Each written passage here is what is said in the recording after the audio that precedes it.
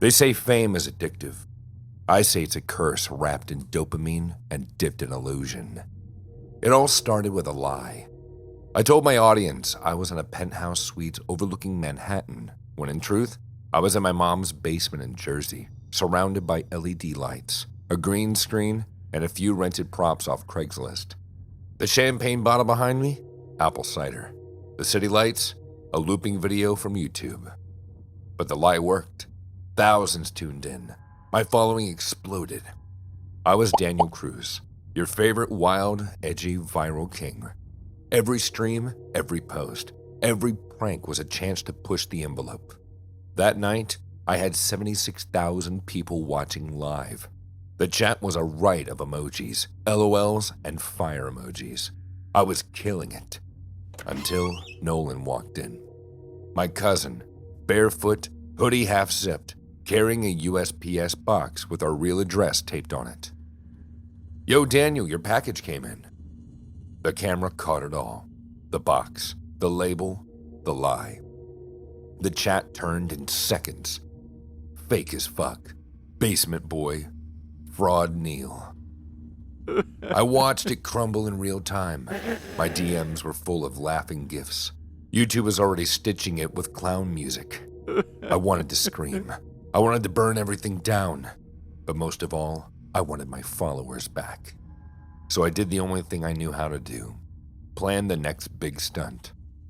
Nolan was my cousin, sure, but he was more than that. He was a dork. Naive, always trusting. He thought I was some kind of genius. He looked up to me. That was his first mistake.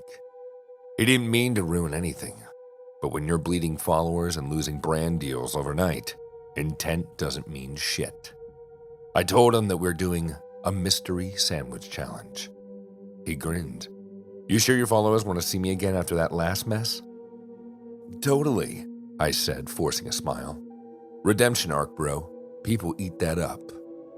I prepped the sandwiches. Mine was normal. His was laced with Vicine. Old internet lore said it just gave you diarrhea. I figured he'd puke, maybe cry a little, and the comments would eat it up. I forgot to Google if people could be allergic. I forgot a lot of things. The stream started like any other. "What's up, fam? It's your boy, Danny Danger, and today we got my cousin, Noli, back for a mystery munch." I beamed, tapping at the mic. "Redemption time."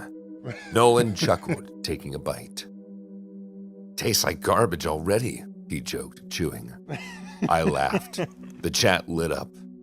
Then he coughed. Then he collapsed. I stared at the camera, frozen. For a split second, I thought he was playing along. By the way his body twisted, the way he clawed at his throat, this wasn't acting. "Nolan," I whispered. The comments flooded in.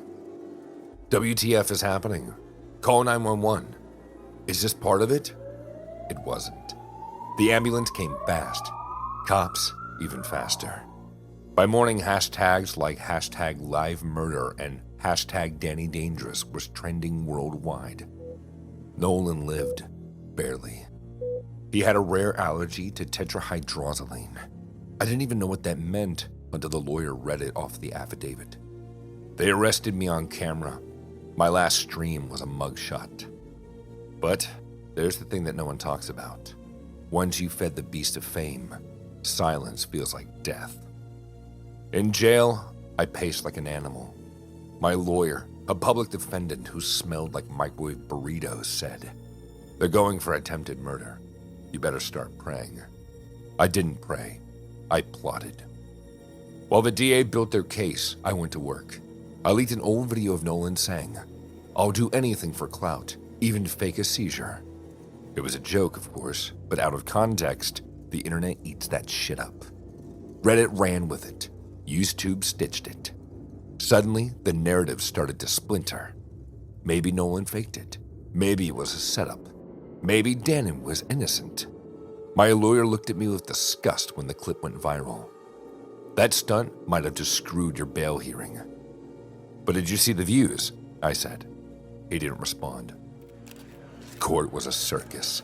The media camped outside like it was Coachella. Nolan took the stand. He looked fragile, like he aged a decade in a month. "I trusted him," he said, voice shaking. "I thought we were family." The prosecutor played the clip where I whispered, "This is going to be hilarious," right before the prank. I was screwed. Until I wasn't. The team dug deeper. We found out Nolan had been quietly monetizing his own YouTube shorts ever since the incident. Sponsorships, interviews, and suddenly a victim influencer. I took the stand. Yes, it was a prank, a stupid one, but there was no criminal intent. The jury watched a montage of Nolan smiling in post-hospital selfies. The room was split. I wasn't acquitted, but I wasn't locked up for life either. Plea deal. 2 years, probation after that. Prison was quieter than I imagined. They took away my phone, but not my brain. I started scripting, planning, thinking of how I'd enter the scene. But here's the ugly truth. Scandals don't kill fame. They feed it. Eventually, when I got out, TMZ was waiting. "Daniel, any regrets?" I looked straight to the camera. Only that I didn't monetize the trial. The reporter gasped. The clip went viral. I moved to LA and the documentaries came knocking. Stream deals, podcasts. I even got a DM from a Netflix producer. Let's talk. They called it the most Gen Z crime of the decade. They said I was a villain. I knew I was a brand. On December 13th, 2023, a Florida man was arrested for allegedly poisoning his nephew's food with Vicine. James Leach, 45, purchased a meatball sandwich from a market near his Pinellas Park home and was seen on security footage pouring the eye drop solution into the food. The store employee warned him of the potential harm, but Leach reportedly claimed that it would only make the victim sick. The nephew unknowingly consumed a portion before police intervened. While medical help was offered, he refused treatment. Leach, who had a prior criminal record, was charged with food poisoning, a felony, and held on a $50,000 bond. A judge ordered him to have no contact with the victim.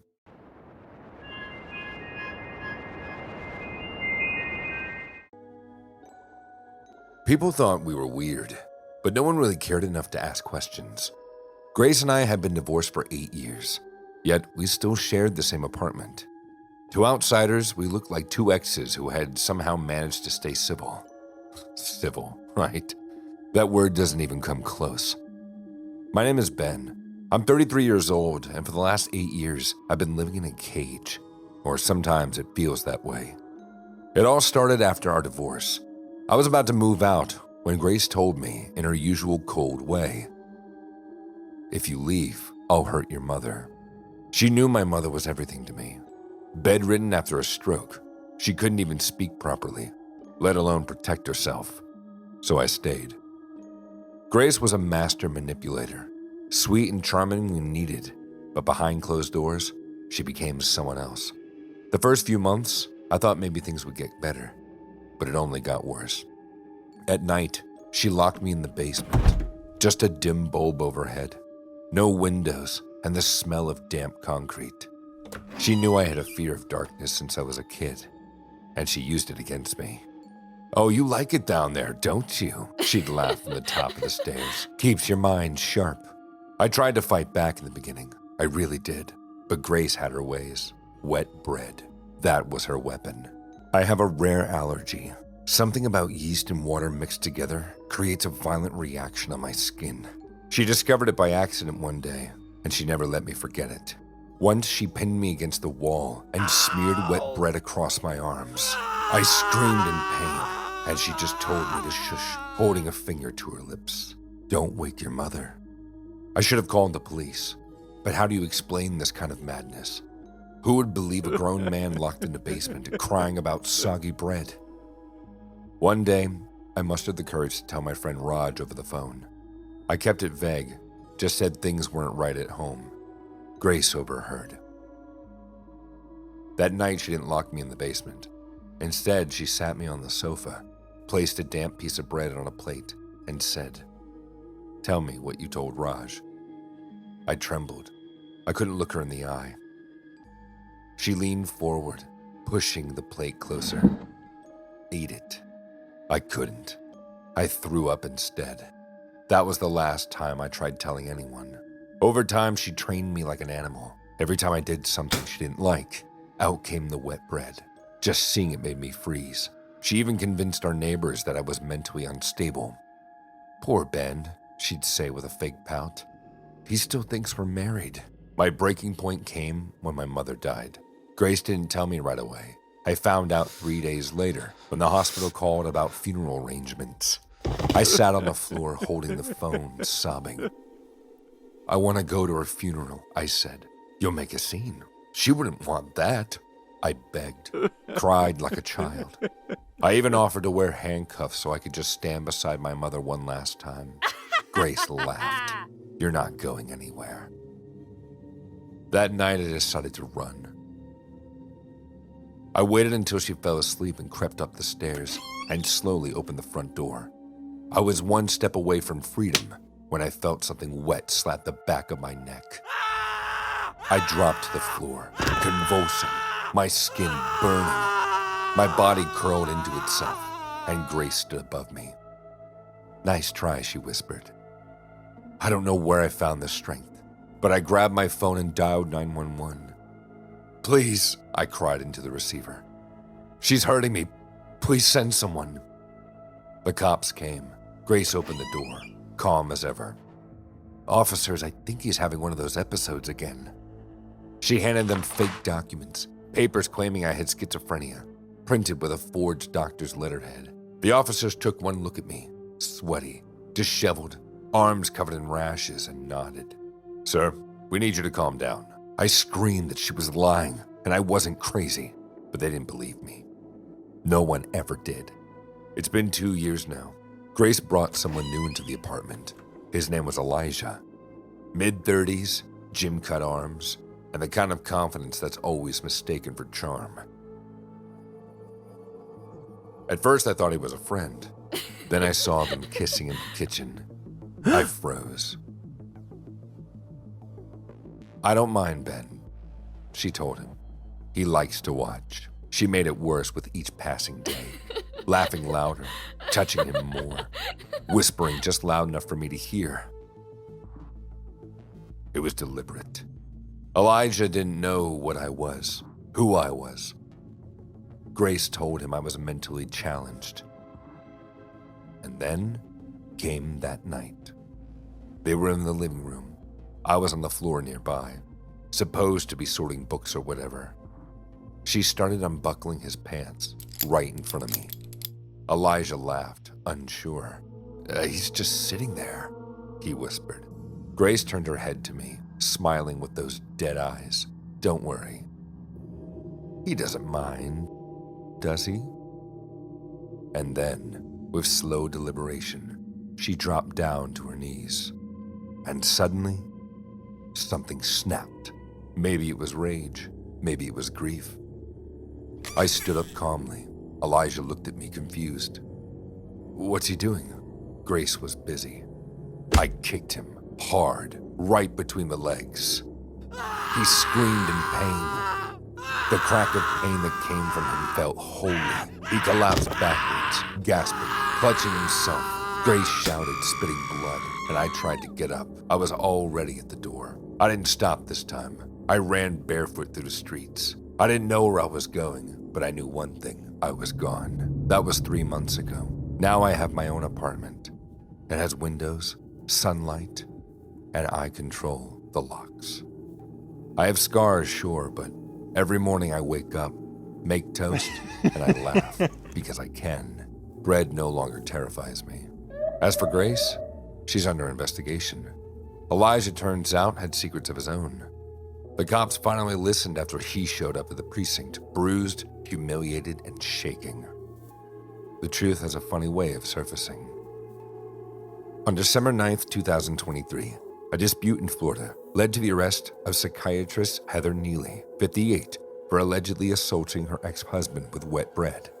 The 70-year-old victim told police that during an argument, Neely soaked slices of bread in water and threw them at him, leaving his shirt wet and covered in pieces. When questioned, Neely denied any altercation but could not explain the wet bread in the trash. She was charged with battery on a person who was 65 or older, a third-degree felony. However, prosecutors later did not pursue the case, citing insufficient grounds for prosecution. Neely had been ordered to have no contact with the victim and to wear an alcohol monitor.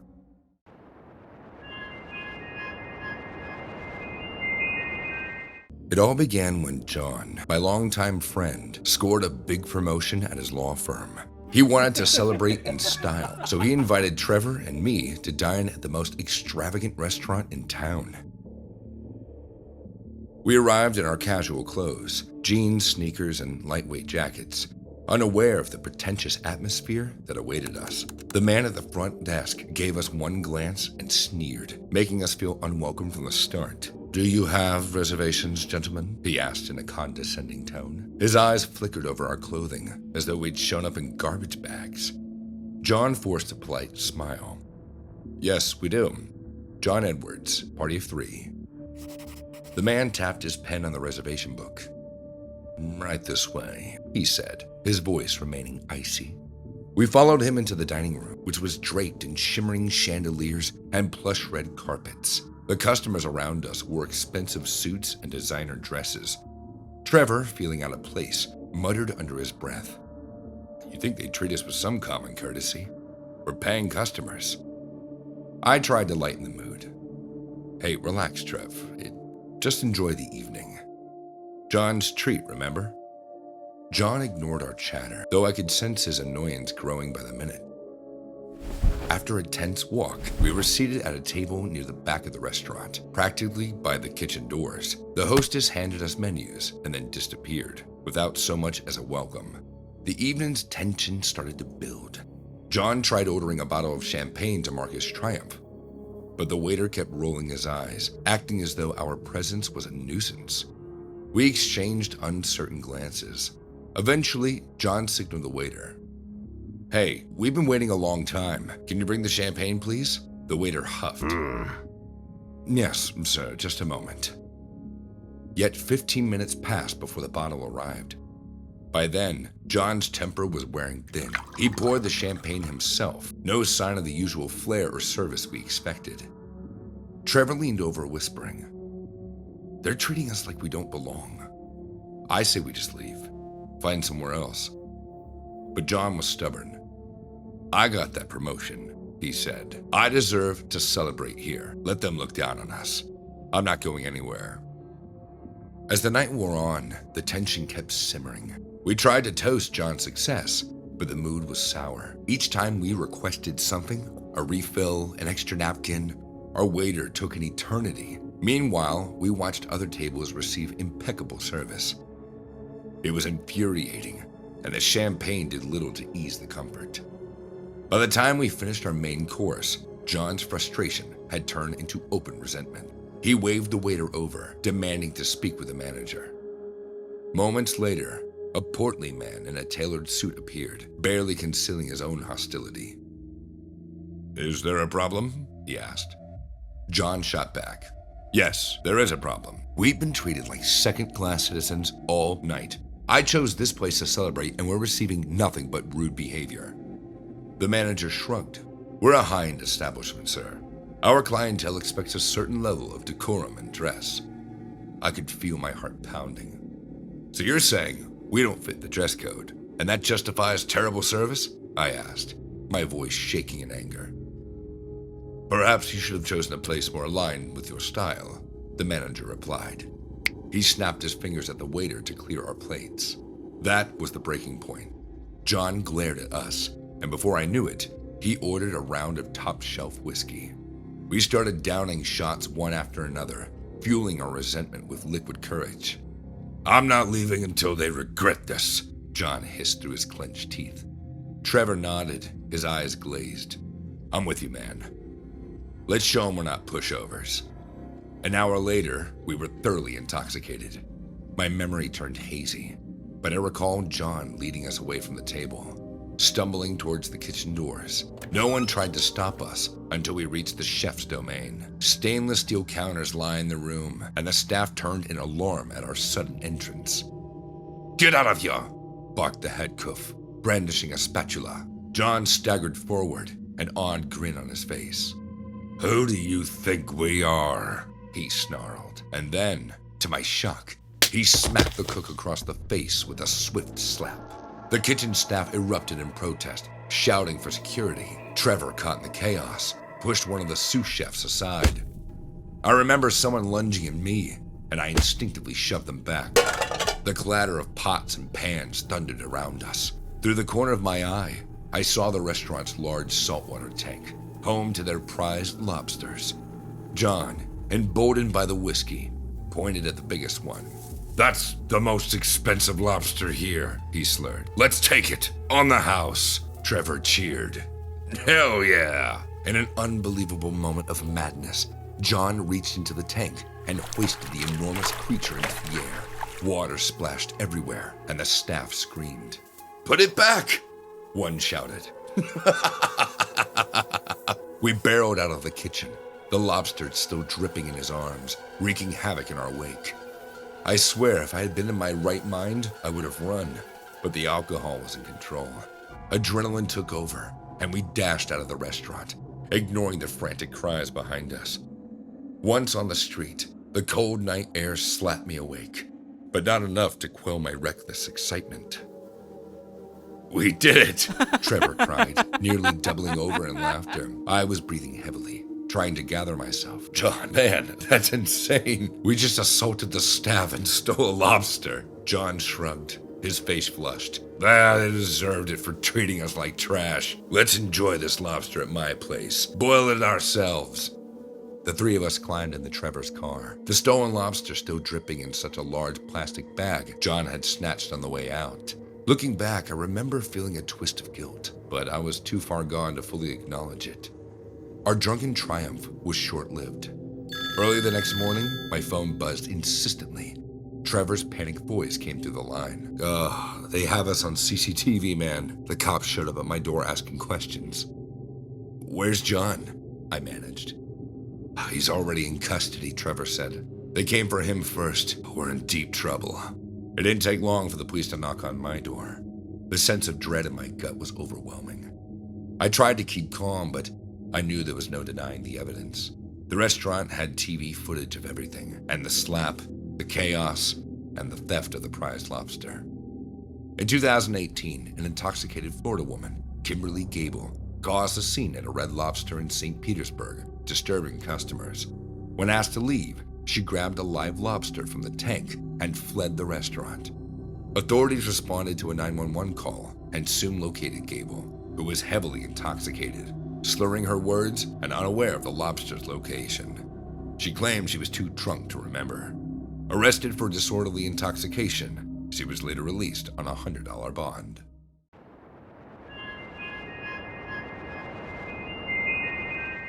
It was late. I don't recall exactly how late when I returned to the apartment. My fiancé, Mark, had lent me the key, insisting that it would be a safe place to stay after our argument. The streets were too dark and my nerves were already frayed. I just wanted a quiet night, far from anyone's prying eyes. The apartment belonged to Mark's family. It was mostly empty, though there was a sofa chair sitting under a single desk lamp in the living room. On it rested a small porcelain doll with a face sewn in black thread.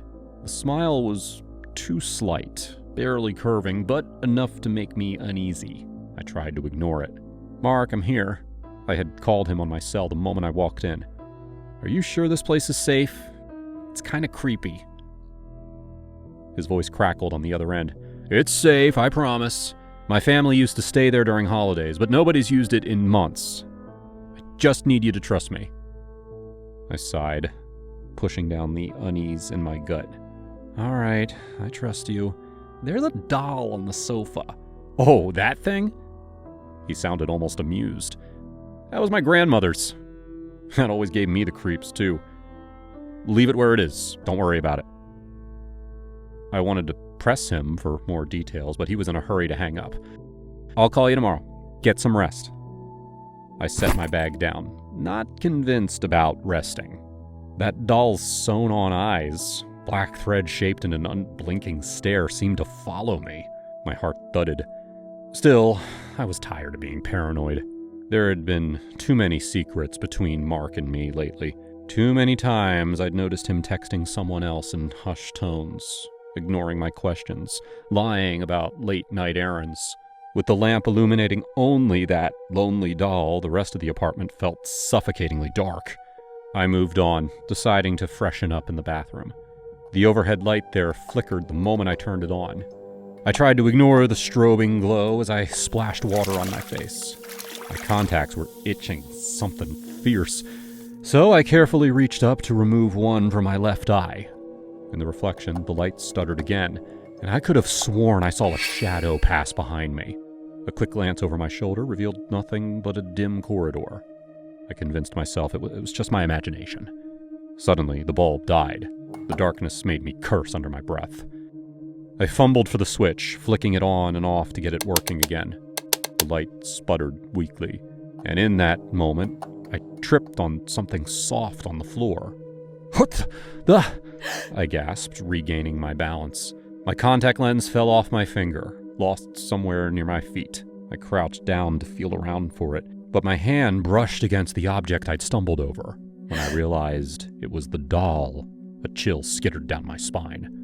I placed the doll on the edge of the bathtub, not sure how it had gotten there in the first place. Seriously? I whispered, feeling my heart pound. Mark never said anything about this place being haunted. Exhaling shakily, I continued searching until my fingertip grazed the lost lens. Gingerly, I placed it in its container. Something about the doll's presence felt wrong. I was certain I'd left it in the living room. You're losing it, I muttered to myself, trying to shake off the sense of dread. It's just a stupid toy. I switched the light off, then on again. It finally stabilized, glowing steadily. Relief washed over me. I turned toward the sink to remove the other lens, and that's when my foot caught on something once more. I nearly fell to the floor. The doll was back in the middle of the bathroom. Enough! My voice cracked as anger and fear mingled. I kicked the doll away, hearing it slide across the tiles. Stay there! I hissed at it, a ridiculous command directed at an inanimate object. Stepping back to the mirror, I removed my other lens. The dryness in my eyes was unbearable, so I reached for my eye drops on the shelf. Carefully, I squeezed 2 drops into each eye and then shut them for a moment, letting that cool relief seep through. When I opened them, the world was tinted red. At first, I thought it was just the haze of dryness. But I blinked, and a warm trickle slid down my cheeks. Oh, God, I whispered. No, no, no. Blood leaked from my eyes. I let out a strangled cry, grabbing for a towel and pressing it to my face.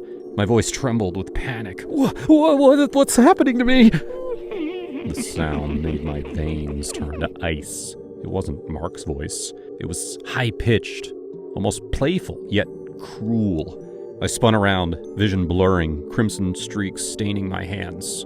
The overhead light flickered again, and I saw it. The doll perched on the toilet seat, its sewn-on mouth twisted into what looked like a wide grin. The black thread that formed its lips had turned red, as though drenched in blood. My scream tore through the silence, and that mocking laughter only grew louder. I didn't know if it was coming from behind the walls or if it was in my head. I couldn't see well enough to chase down the source. Just then, my phone buzzed in the other room. I stumbled out of the bathroom, pressing the towel to my bloody eyes. The living room lamp was still on, illuminating the empty sofa chair. Or at least it looked empty, with no sign of that malevolent doll. My phone lay on the coffee table, buzzing persistently. Hello? I answered, my voice shaking. Hey, Mark said. I need to tell you something. You think? I hissed, terror pulsing through every word.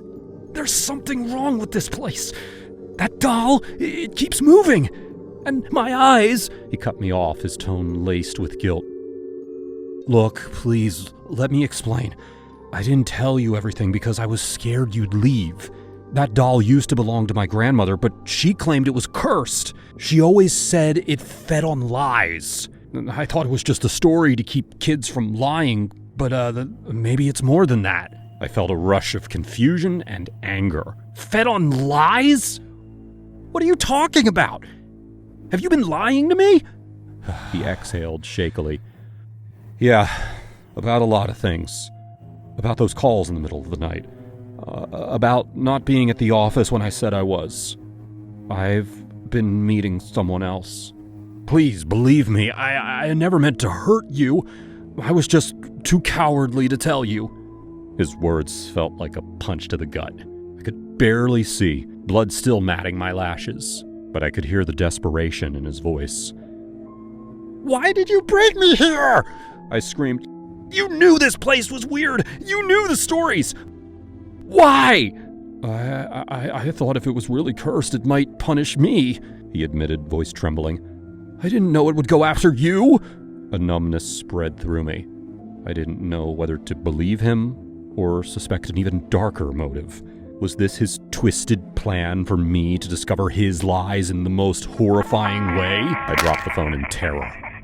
When I bent to pick it up, the lamp flickered. The doll sat once again in the living room, staring at me from the corner, needle eyes glistening in the half-light. Blood dripped from my own eyes, and I couldn't stop trembling. No more lies, I whispered, voice hoarse.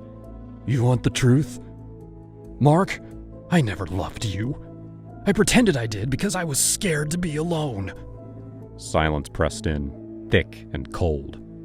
Then the doll's grin receded.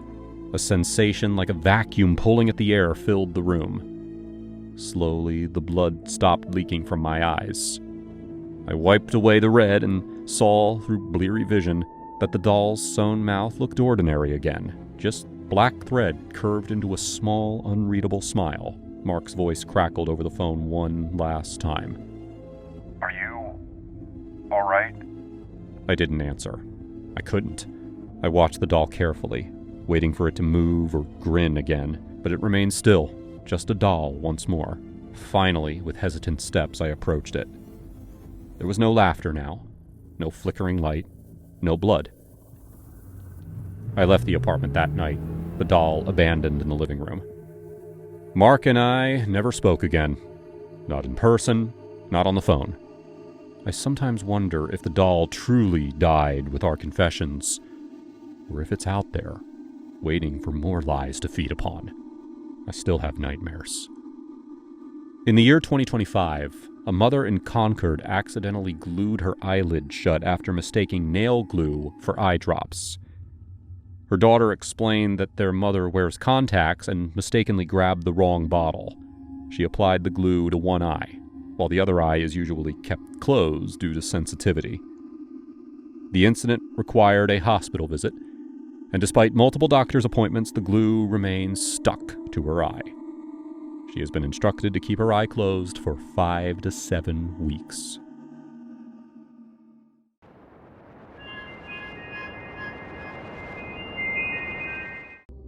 There was a new dental office near my work. It looked normal on the outside, but I got a really weird feeling every time I walked by. I always saw the same people going in. One lady, a red-haired woman who always wore a black dress, had entered the office at least 6 times in the last month. I know that a lot of people don't really care for their teeth the way that they should, but no one needs that much dental work, right? Something must be going on there. And the weirdest part was that they came out happy and smiling. No one walks out of the dental appointment smiling. I thought it might be some front for illegal activity. Like, you know what I mean. But none of the clients looked like they would be involved with that kind of stuff. They looked normal, like regular people. One day on my lunch break, I decided to check things out. I noticed a patient about to enter the building. He was a handsome guy, and his teeth looked fine. I didn't recognize him, so it didn't seem like he was one of the regular patients. Before he entered, I ran over and pulled him aside. I didn't want the receptionist to see us talking outside the window. Excuse me, I was wondering about this dental office. What can you tell me about it? The man explained that he just chipped a tooth at lunch, and since he was new to the area, he scheduled an appointment here. They were kind enough to make him wait for months and then give him an instant appointment. He'd never heard of the place until today. He seemed pretty normal, trustworthy even. I started to think that maybe I was paranoid over nothing. You seem kind of spooked. Is there something I should know? I told him no and wished him luck. I was still a bit curious though, so I stuck around for a while and waited for him to come back out. I didn't have a lot of work to do that day anyway. Less than an hour later, he walked out of the office looking upset. He told me that the dentist fixed his chip, but discovered he had 3 dead teeth that needed to be extracted. He made another appointment with them the next day. His teeth looked totally fine to me, so I asked him if he believed the dentist. Of course, dentists don't lie. Then he left. Obviously, the dentist was scamming people. He had convinced this poor guy that he had problems that he clearly didn't have. No wonder people kept coming back. There wasn't anything I could do about it, though. I couldn't force these patients to come to their senses. For the next few days, I noticed the same man entering the dental office again and again. Every time he left, he looked less and less like himself. I knew it was the same guy, but something was different about him every time. I couldn't put my finger on exactly how he was different, though. I just got a weird feeling about it. After a full week of the man's daily visits, I finally had enough and needed to talk to him. I caught him just as he was coming out, careful not to be seen through the office window. "Excuse me, you remember me, right?" The man smiled at me, and it was the biggest, brightest smile I'd ever seen. His teeth looked way too perfect. "I'm sorry, sir, I've never seen you in my entire life." And I watched him stroll away after that. How could he not have remembered me? Now I was more curious than ever. Later in the evening, I decided to walk into the dental office myself. The lobby was empty, but I could hear noises coming from the back. Someone was still here. Very quietly, I looked around the lobby and didn't find anything suspicious. I wanted to snoop around while the coast was clear, but all the file cabinets were locked, and I didn't want to make any noise by prying them open. I started to hear drilling noises coming from behind the door. I knew it was dangerous, but I had to see what was going on here. I quietly opened the door and stepped inside. I was in a hallway. Everything seemed normal, just a regular dental office. I followed the noises to the medicine cabinet at the end of the hallway. It had to be some kind of secret door. What the hell? I pushed it open and saw a dark stairway leading down into a basement. I tried being as absolutely quiet as I could as I descended down the stairs. Pretty soon, I reached a metal door with one of those circular portal windows. I peered inside and couldn't believe what I saw. It was a secret operating room lit up by fluorescent lights. An elderly dentist, tall and gaunt, was leaning over his patient, screwing in a tooth. Once the dentist was finished, the patient sat straight up, and it wasn't the same patient I met earlier. I'd literally seen him walking out of the building, but now there he was, sitting on an operating table. He was grinning widely, but a few of his front teeth were gone. Then I noticed the glass tubes lining each side of the room. Each tube had a different person inside. I'd recognized all of them as patients I had seen entering and leaving the building. Under each body was a plaque with their names and the words, "Clones in Progress." I stumbled a little in shock. The man in the operating chair, the clone, looked right at me through the window and pointed. The dentist turned, and he saw me too. I had to get out of there, fast. I scurried up the stairs, no longer trying to be quiet, and raced out of the building. I drove outside where, thank God, a policeman was walking by. "Sir, you have to help me. I know this sounds crazy, but..." I immediately stopped talking. The policeman was smiling at me. I could see his perfect, shiny white teeth. "What?" I sped away and didn't even stop to look back. A dentist was accused of allegedly defrauding dental patients over the past decade through illegal clinics. The experience of one Jason Tuzinski, a patient in 2021, was crucial. He noticed red flags when a dentist claimed 14 teeth needed treatment. Tuzinski shared that he was charged $7,000 for procedures that never happened and was frustrated by the inexperience of the staff. Detectives revealed that he was overcharged around $1,400, and he was one of 80 defrauded patients. Investigators found the Cruzes used Dr. Ivan Pentel's dental license without his ownership. Dr. Pelton admitted that Evelyn Cruz was the owner of the clinics. His bankruptcy filings showed significant debt and reportedly accepted $60,000 for using his name and license in Florida. The investigation has been ongoing for 3 years.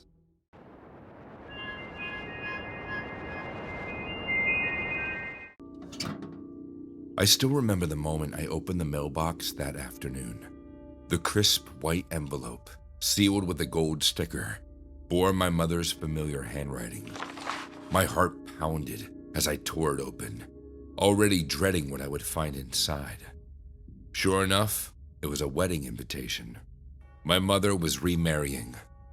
A surge of anger welled up in me, so intense that I nearly ripped the card in two.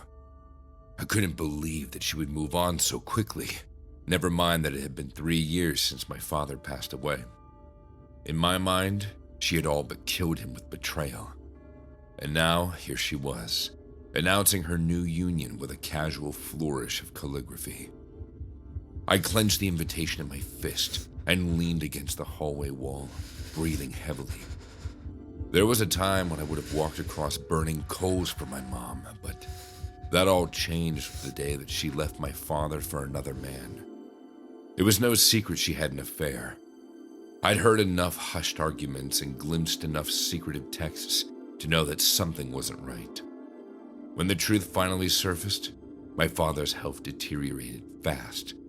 I was convinced that the heartbreak had triggered the stress that led to his fatal heart attack.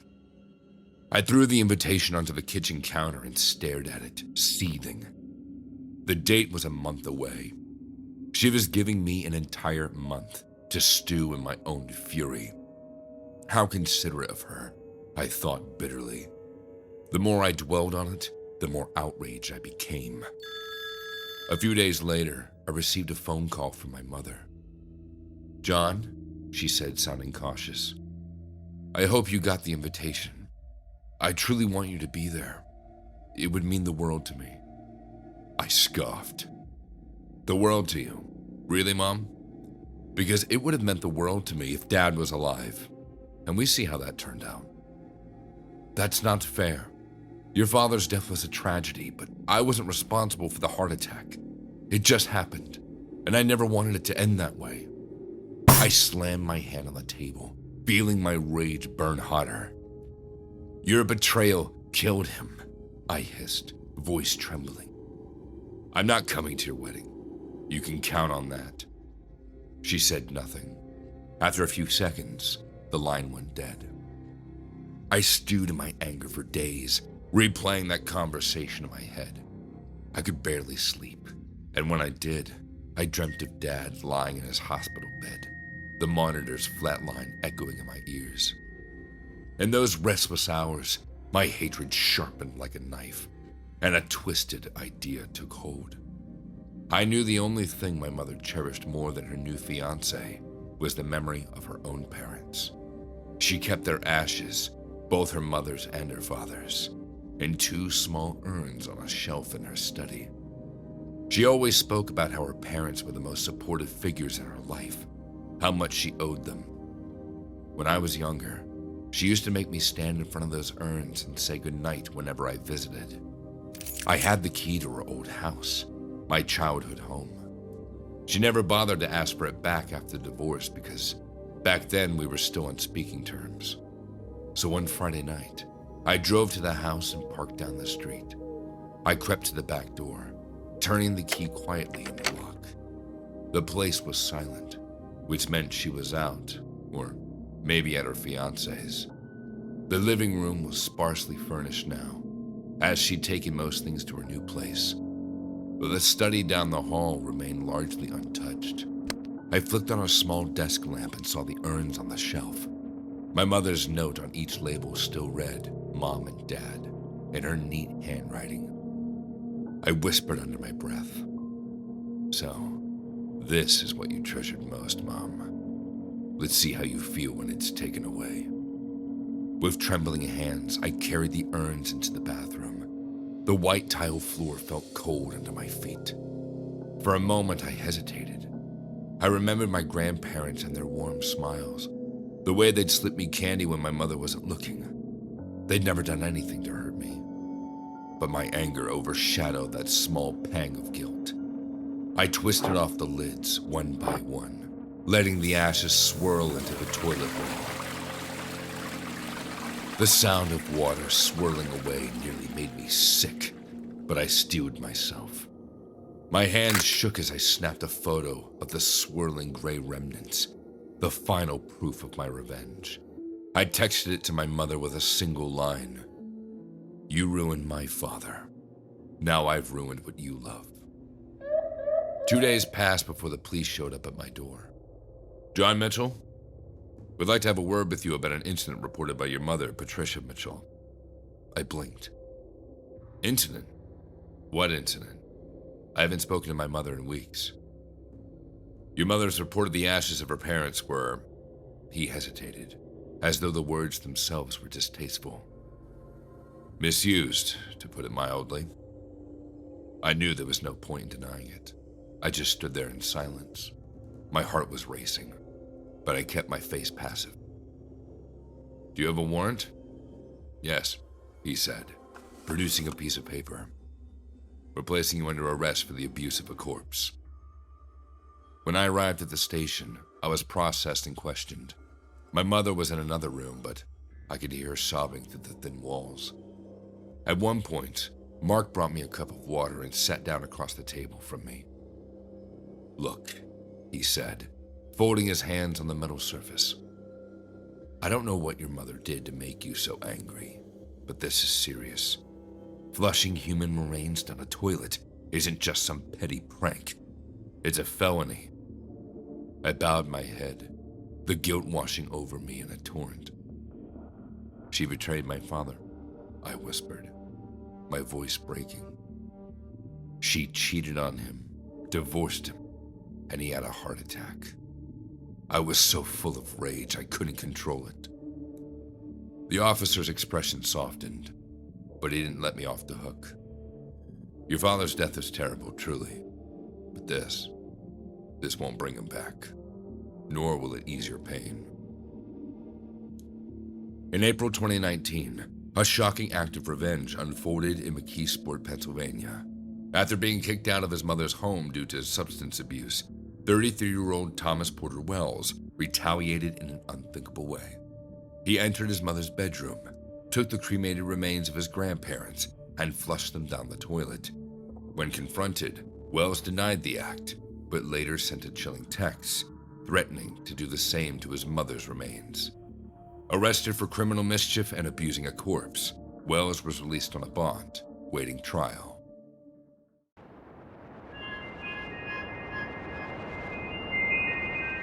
I was in the middle of a busy department store right before Christmas. I didn't have much money, but I always treated myself to something nice for the holidays. My employer, Margaret, was a very wealthy woman. As her full-time maid, I got free room and board, but my paycheck was barely anything. However, every Christmas, she gave me a huge bonus. She always told me to save it for a rainy day, but I couldn't help it. I spent every cent by January. So I was at the department store, ready to buy this beautiful dress. I was so excited. But when I got to the counter to buy it, I pulled out my bonus from my purse. Margaret always gave me cash in a white envelope. But when I opened the envelope, there was only $200 inside. I couldn't believe it. This had to be a mistake. "Is there a problem, ma'am?" No, I must have taken the wrong envelope." The lady didn't believe me. She helped me try on a bunch of outfits, so she was pretty annoyed. I awkwardly apologized and ran out of there. As I drove back to Margaret's house, I was fuming. When I entered, I saw Margaret sitting on the sofa drinking tea. She was an 80-year-old woman. She had trouble getting around, but her personality was still feisty. She asked me what was wrong. I think she could see the furious look on my face. I screamed at her. I couldn't help it. How could she have screwed me over like this? She had more money than she knew what to do with, and I slaved for her. Sure, I let the house get messy sometimes, and I accidentally switched her pills every once in a while. but I was a good worker. She knew that. When I was done venting, Margaret slowly explained that money was tighter than usual. Her son Franklin had gone through some legal issues and she'd used a chunk of her fortune to pay his court bills. In fact, he'd just come over to ask for more. I could see his half-finished teacup on the table, and he'd accidentally left his briefcase behind. Margaret also said that she knew I never saved any of my bonuses for a rainy day. From now on, she was going to stretch out my bonus throughout the year. $200 extra a month instead of one lump sum. She said it would be good for me. I was so furious that everything turned red. I thought that was just an expression, but no. The whole room turned bright red. I lost control of my body, filled with so much rage that I grabbed Franklin's briefcase off the floor and slammed it against Margaret's head. She didn't even have time to scream. She wasn't dead, though. She was bleeding from the ear, and she looked really woozy, but the old bag was still hanging on.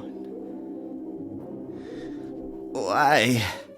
I regretted what I did, of course, but not because I felt sorry for her. I was more concerned about getting caught. There was no way I could explain this away as an accident. I bludgeoned an elderly woman with her son's briefcase. Then I realized. Her son. He was just here, and he really was a lowlife. I could pin this on him easily. But that meant I couldn't let Margaret live long enough to tell the police what really happened. I raised the briefcase, ready to hit her again, when I stopped. Give me your credit cards. Margaret was scared, but she also looked really sad, as if she felt sorry for me. She knew this wasn't going to end well for me. Well, I was going to prove her wrong. She fumbled with her purse, trying to reach her wallet. I got impatient, so I grabbed the purse from her and pulled out her credit cards. As her caregiver, she'd allowed me to use them before. That wasn't going to be a problem. Don't do this. Too late. I slammed down the briefcase one more time. She collapsed back in her chair, motionless, dead. She'd been such a spirited old lady. At times I thought she lived forever, but apparently not. I felt sad at first, but my sadness quickly shifted into excitement.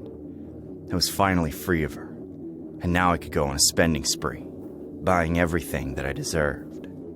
While she lay there, her head hanging to the side, I called 911. Hello, police. I'd like to report a murder. A fat blonde man just murdered an old woman with his briefcase. I just saw him flee the scene. The dispatcher completely believed me. They were on their way. I didn't wait for them. I got back in my car, credit cards in my hand, and drove back to the store.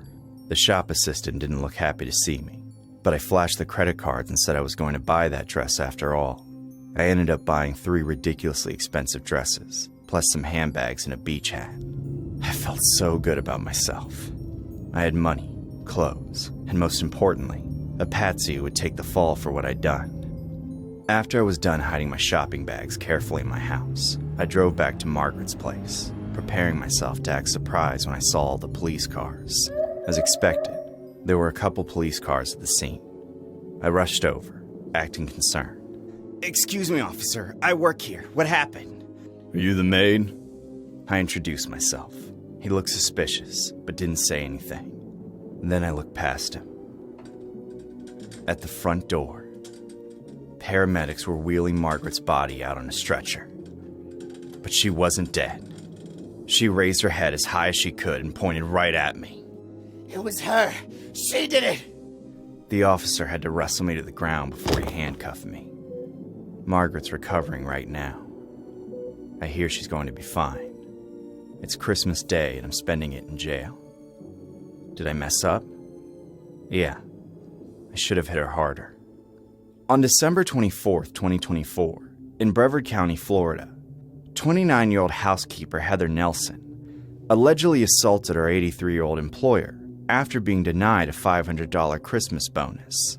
According to the Brevard County Sheriff's Office, when the employer stated she couldn't afford the bonus, Nelson forcibly took the victim's checkbook, nearly breaking her wrist, then wrote herself a check for $1,400, and used the victim's credit card to pay her rent and make other personal purchases. Nelson was arrested on January 7, 2025, and faces multiple charges, including robbery, aggravated battery on a person over 65, grand theft, forgery, and fraudulent use of a credit card. Authorities suggest Nelson may have exploited the elderly woman's trust due to personal financial difficulties.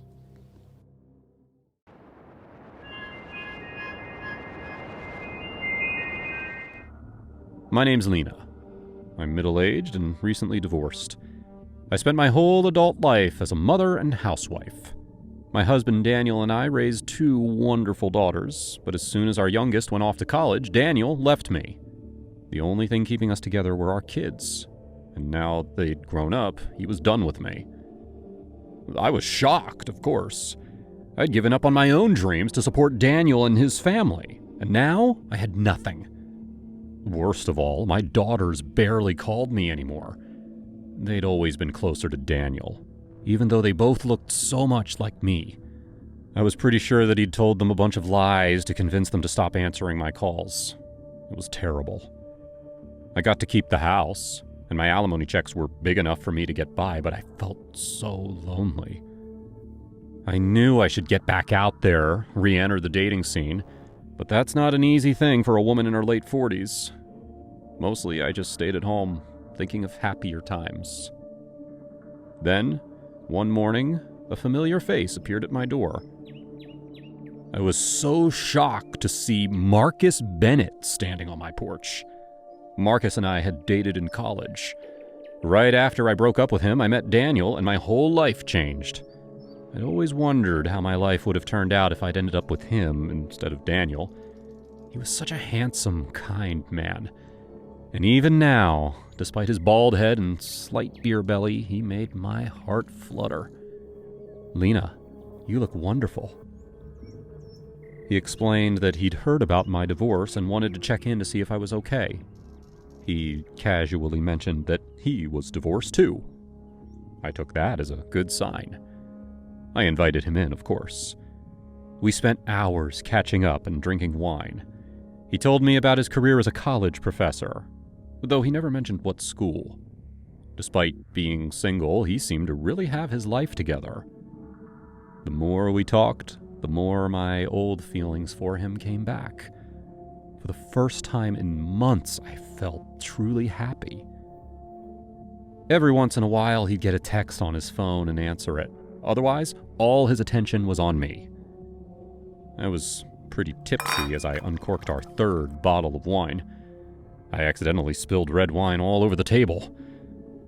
Marcus, who was just texting someone, jumped up to grab some paper towels from the kitchen. A little curious, I looked over at his phone. I couldn't believe it. This whole time, he was texting Monica, my youngest daughter. I scanned through their messages and I realized that they were planning something. "Is she drunk yet?" "Almost, babe." "Hurry up!" "Trying. This bitch won't stop talking about herself." The shock of these texts immediately sobered me up. I didn't know for sure, but it looked like Marcus was in a relationship with my daughter, and they were planning to get me drunk. But why? What was the goal? "You caught me." Marcus was standing behind me. He knew he'd been caught, but he was smiling anyway. Before I could ask him what was going on, he grabbed me and shoved a paper towel over my face. I smelled chemicals, chloroform, I guess, and everything went dark. I don't know how long I was out. Long enough for Marcus to tie my hands and legs to a chair. He was standing in front of me, smiling, waiting for me to wake up. What are you doing?" "Giving you exactly what you deserve." He'd lit a bunch of candles while I was passed out. They flickered on the table, which for some reason was dripping wet. With gasoline? Sure smelled like gas. He explained that he'd met Monica in one of his classes. He was drawn to her because she looked so much like me. He'd never had any relationships with his students before, but since he still harbored feelings for me, he couldn't stop himself. He said they were in love, and he said that she'd convinced him that I was a terrible person. He said that Daniel had stopped paying for her college because he was giving all his money to me for alimony. He made it seem like this was my idea, like I demanded her tuition money for myself. That wasn't the case at all. Clearly, my ex-husband had been lying to everyone, but I guess they believed it. They thought I was the villain. Your poor daughter is about to drop out of school unless I do something. So that's why I'm here. To do something. It was Monica's idea. If you die in an accidental house fire, then you won't be stealing any more of her money. And boom, every problem gets solved. She'll finish college, she'll be with me, and the world will be rid of a greedy monster like you. God, all this time I thought I loved you. He sounded so crazy and so firm in his beliefs. I knew there was nothing I could say to convince him that he was wrong, that my daughter was wrong. And if I didn't figure out a way out of this, he'd burn me alive. I moved my arms, trying to see if I could break through the tape. My left wrist was stuck, but my right was a little looser. Ironically, the charm bracelet that Monica had bought me years ago had some sharp edges that were cutting into the tape. If I kept moving my hand, I'd be able to loosen it enough to get free. But I didn't have much time. It looked like Marcus was ready to knock the candles over. His smile was so unhinged. But there was something else about his expression. I could tell that even though he was about to kill me, he still had feelings for me. He'd transferred them to my look-alike daughter, but some of those feelings were still directed toward me. I could use that. As I carefully moved my right hand back and forth, loosening the tape, I looked up at Marcus with a sultry look. I understand why you're going to kill me. I deserve it. But can you kiss me once more before it's over?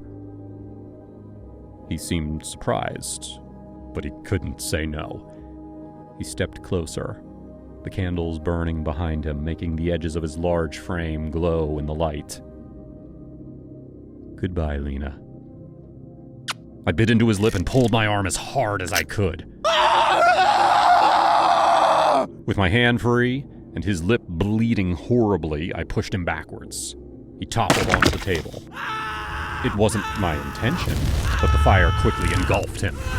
Soon he was covered in flames, screaming and writhing around. The table was on fire too. Then, so was the floor. As smoke filled the room, I used my free hand to tear open the rest of my tape. I grabbed Marcus's phone and immediately ran out of the house. I didn't look back. I didn't want to see what was happening to Marcus. When I was safe on the front lawn, I immediately called 911. And then I made a second call. Monica, this is your mother. We need to talk. In the real-life incident, a 30-year-old Michigan mother, Ashley Elkins, vanished on January 2nd, 2025, after informing her family that she was returning from a beauty supply store. Investigators focused efforts on the Pine Tree Acres landfill in Lenox Township, scouring approximately 6 to 7 acres for evidence.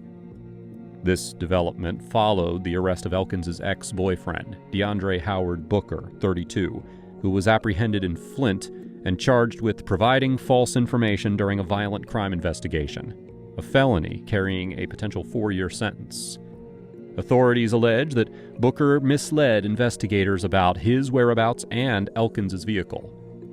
Digital evidence suggests that he researched topics such as fleeing the state, evading polygraph tests, and deleting search histories. Elkins' family emphasizes that her disappearance is uncharacteristic, noting that her phone last pinged near Booker's Roseville apartment. Despite extensive searches, including the recent landfill examination, Elkins remains missing.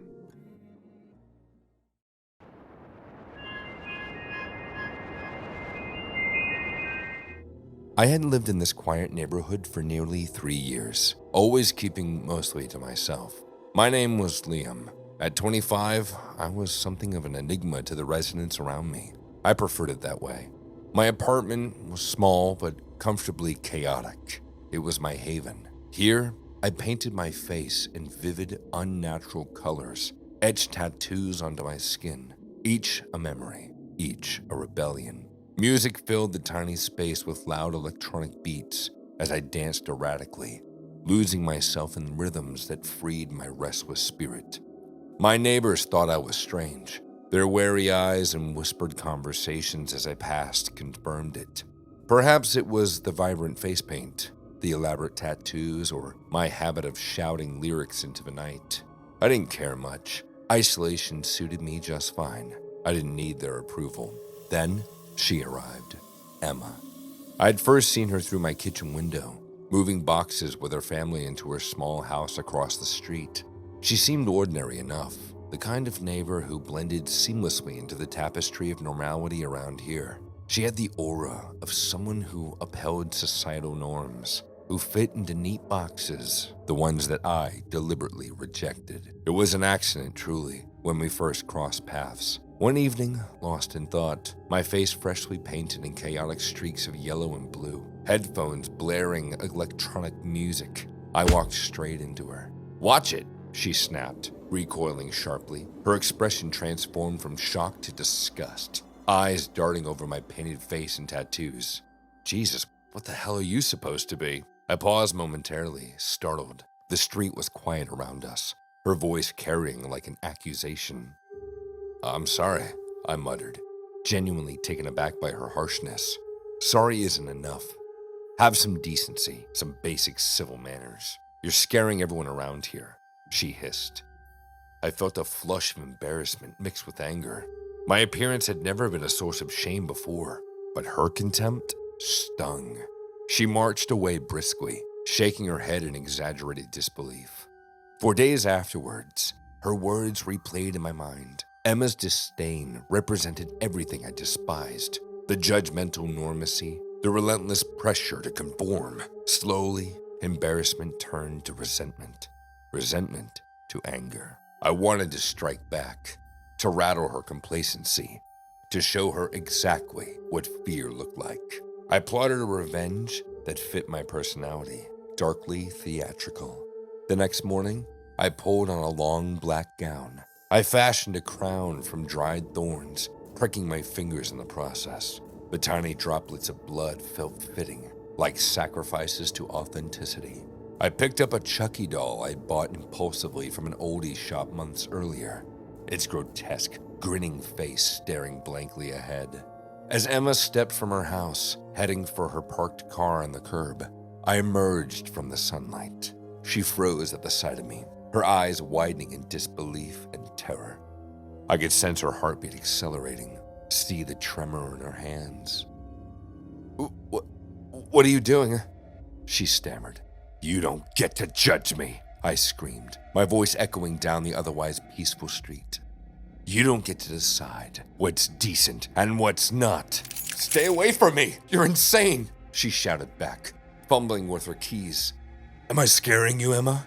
I yelled, stepping closer. "Maybe now you'll learn what real fear's like. Maybe you'll think twice before judging someone again." Her scream pierced the morning air as neighbors opened doors and peered through curtains.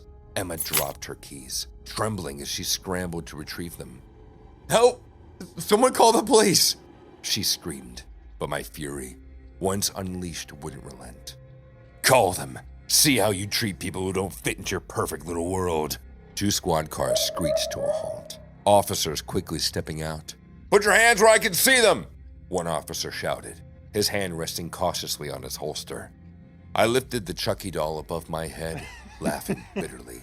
"You gonna arrest me for being different? Drop whatever's in your hand and step back now!" the officer commanded sharply. Emma was now safely behind the second officer, pointing at me. "He's dangerous! He threatened me!" I dropped the doll, the plastic clattering loudly against the asphalt. Raising my hands, I stood defiantly, allowing them to cuff me without resistance. As the cold metal tightened around my wrists, I looked straight at Emma. "This won't change who I am," I said quietly. "Remember that." Inside the police car, I watched the street slowly turn to normal. Neighbors retreating behind their doors. Emma stood hugging herself, talking animatedly to the officers, yet a subtle uncertainty lingered in her eyes. Then, one evening, a knock startled me. Opening my door cautiously, I was surprised to see Emma standing there. She looked different, less assured, less aggressive. "What do you want?" I asked. She hesitated, her eyes meeting mine briefly before dropping to the ground. I wanted to apologize. I stared, unsure of how to respond. "I overreacted," she continued quietly. "I judged you unfairly. I thought a lot about it since then, and you didn't deserve what I said."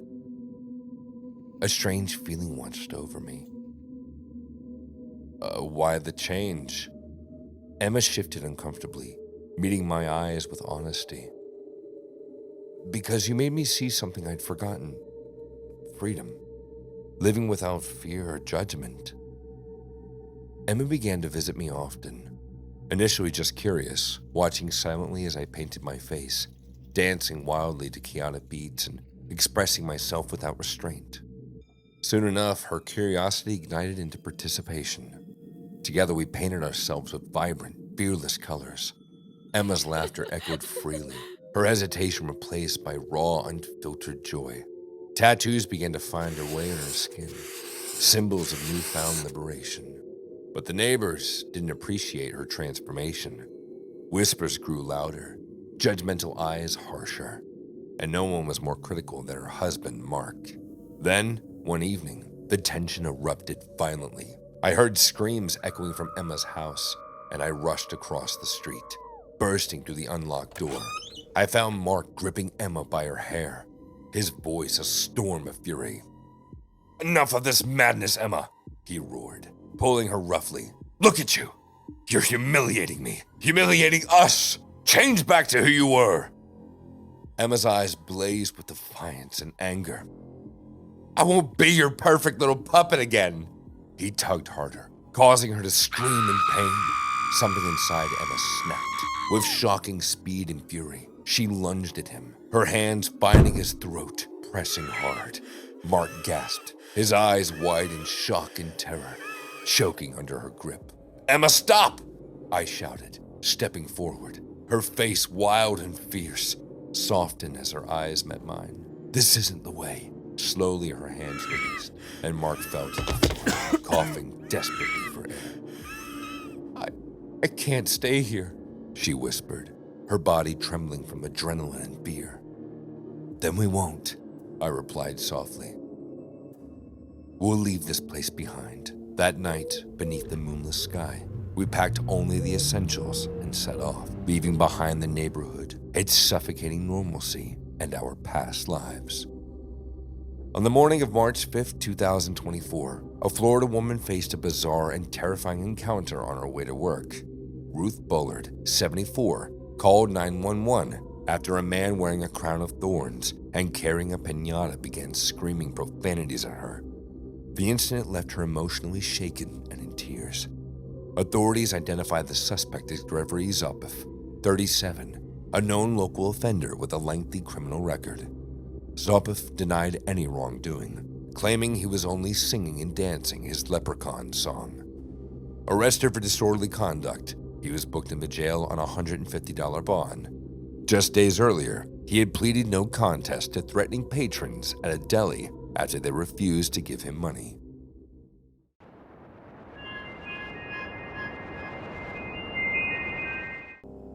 I'd spent most of my life on the streets, scraping by day to day, and I was tired of it. Megan felt the same way. We'd been running scams and petty thefts together for years, but nothing big enough to change our fortunes. That's why, when Megan spotted the old man cashing a fat check at the U.S. Bank downtown, we figured it was our ticket out. The plan was simple enough. Break into his house, take whatever cash we could find, and slip out without making a scene. Emma was jittery from the start. She was always nervous about these things, but this time was worse. Still, we needed her. She had a knack for remembering details, numbers, things that could get us access to bank accounts and PIN codes. We promised her it would be easy. Around midnight, the neighborhood was quiet. houses dark and silent. We found his place easily. Big, fancy, too grand for an old guy living alone. The back door wasn't even locked, which we took as a sign of luck. Inside, we moved quickly, hearts thumping. Megan found a wallet with cash and cards right away, but we needed more. The elderly man woke suddenly, appearing in the doorway confused, frail but defiant. "What the hell are you doing?" His voice cracked, but he stepped towards Megan aggressively. "Back off, old man!" she hissed, but he lunged, gripping her shoulder. In a panic, everything happened fast. Megan pushed. I grabbed his arms, and he swung wildly. Emma shrieked, her eyes wide with fear. "Make him stop!" she screamed. Instinct took over. Fear clouded my senses, and before I knew it, my hands were around his throat. Megan helped hold him down, struggling, kicking, until suddenly he went limp beneath our grip. His eyes stared blankly upwards, glassy and lifeless. "Oh my God," Emma whispered, voice shaking. "Is he dead?" I checked his pulse, panic rising sharply in my throat. "We killed him." Megan's voice was oddly calm, cold even. Emma started sobbing, but Megan cut her off sharply. "Shut up! We need to think." And that's when Megan had the craziest idea yet. "We can still get his money," she said quietly. "Bank's open early. We take him with us." "What?" Emma gasped, horrified. "You're crazy!" "Think about it," Megan said, dragging the body to a chair. "We just pretend he's alive, sleeping or something. The bank people won't even notice. He's old anyway. No one expects him to be jumping around." It was insane, but desperation makes you do insane things. We waited until dawn, keeping the body propped up, his stiffening limbs awkwardly positioned. Emma was shaking uncontrollably, but Megan kept whispering reassurance. "It's fine, Emma. One last job and we're free." At first light, we managed to drag the old man's body to his car, pushing him into the passenger seat. Megan adjusted him carefully, sunglasses hiding his lifeless eyes, a hat tilted low on his forehead. I drove, hands trembling, my heart racing with adrenaline and fear. We pulled into the bank's drive-thru, heartbeats louder than ever. Megan handed me the ID and the account details Emma had scribbled down. I pressed the call button, breathing heavily, sweat sliding down my back. Yes, sir, how can I help? The teller's voice crackled through the intercom. "My grandfather needs to withdraw cash," I said, forcing my voice steady. "He's not feeling well, so I'm helping him today." There was a pause, and my throat tightened painfully. Emma whimpered softly in the back seat. Can I have the account information, please? The teller finally asked. I relayed everything Emma had remembered. Seconds ticked by painfully slow, every muscle tense as I waited. 5,000, correct? Yes, please, I said, trying to sound casual. Moments later, cash slid through the small tray. My heart soared as Megan quickly grabbed it. "Thank you," I said, voice too cheerful, and then quickly drove away. "We did it!" Megan shouted, laughing nervously, relief flooding through us all. Emma cried quietly in the back seat, her tears a mix of relief and guilt. We needed to ditch the body. Megan suggested leaving him at the medical center. Someone else's problem, we figured. We parked behind the emergency department, placing him carefully on a bench outside. We propped him up, trying to make him look as natural as possible, hoping someone would assume he died waiting for help. We drove off, certain we'd gotten away with it. But life never lets you off easy. Days later, police arrived at the abandoned building we'd been squatting in. The moment I saw the uniform, I knew it was over. They had footage from the bank's security cameras, everything crystal clear. In interrogation, Emma broke first, crying hysterically, detailing everything. Megan cursed, shouting at her, but there was no point. Our fate was sealed. "You girls have no idea who you killed, do you?"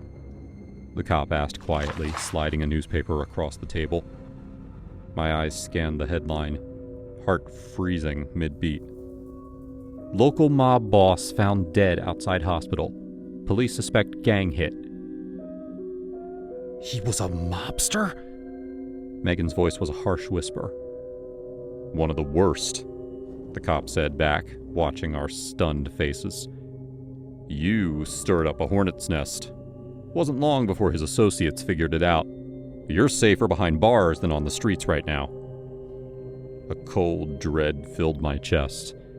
In our desperate attempt to escape poverty, we painted targets on our back bigger than any prison sentence. Then, on an otherwise quiet day, Emma vanished from her cell. Guards shrugged off our frantic questions. "They got her," Megan whispered one night, her voice breaking. They'll get us too." Weeks later, Megan disappeared as well, leaving only her blanket and unanswered questions.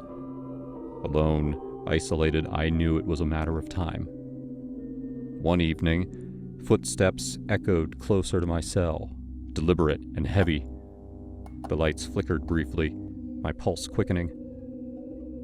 A guard appeared, his expression cold, voice low. "You have a visitor." In the visitation room, an older man waited, dressed immaculately, eyes dark and piercing. He slid a photo across the table. Emma and Megan, both lifeless, eyes open wide in terror. "You took something from us," he whispered calmly. "We always take back what's ours." My blood ran cold. He stood, adjusting his suit jacket. "Enjoy your last few days," he said quietly. "We'll be seeing you." He left, and I sat, trembling violently. I knew there would be no escape, no reprieve. Every moment was borrowed now. Every breath counted down to an inevitable end. In that moment, I understood that desperation hadn't just led us to crime. It had delivered us straight into hell. On March 4th, 2024, a shocking crime unfolded in Ashtabula, Ohio, when two women attempted to withdraw money using the corpse of an 80-year-old man. Karen Casbohm, 63, and Lorene Bea Ferrallo, 56, placed Douglas Lehman's lifeless body in the passenger seat of his car and drove to a U.S. bank drive-thru. Unaware of the deception, a teller approved a $900 withdrawal. The women later abandoned the body at a medical center. Both pleaded guilty to gross abuse of a corpse and theft, receiving jail sentences. Authorities also indicated an accomplice, Justin Dwan Kelly. Lehman's cause of death remained under investigation.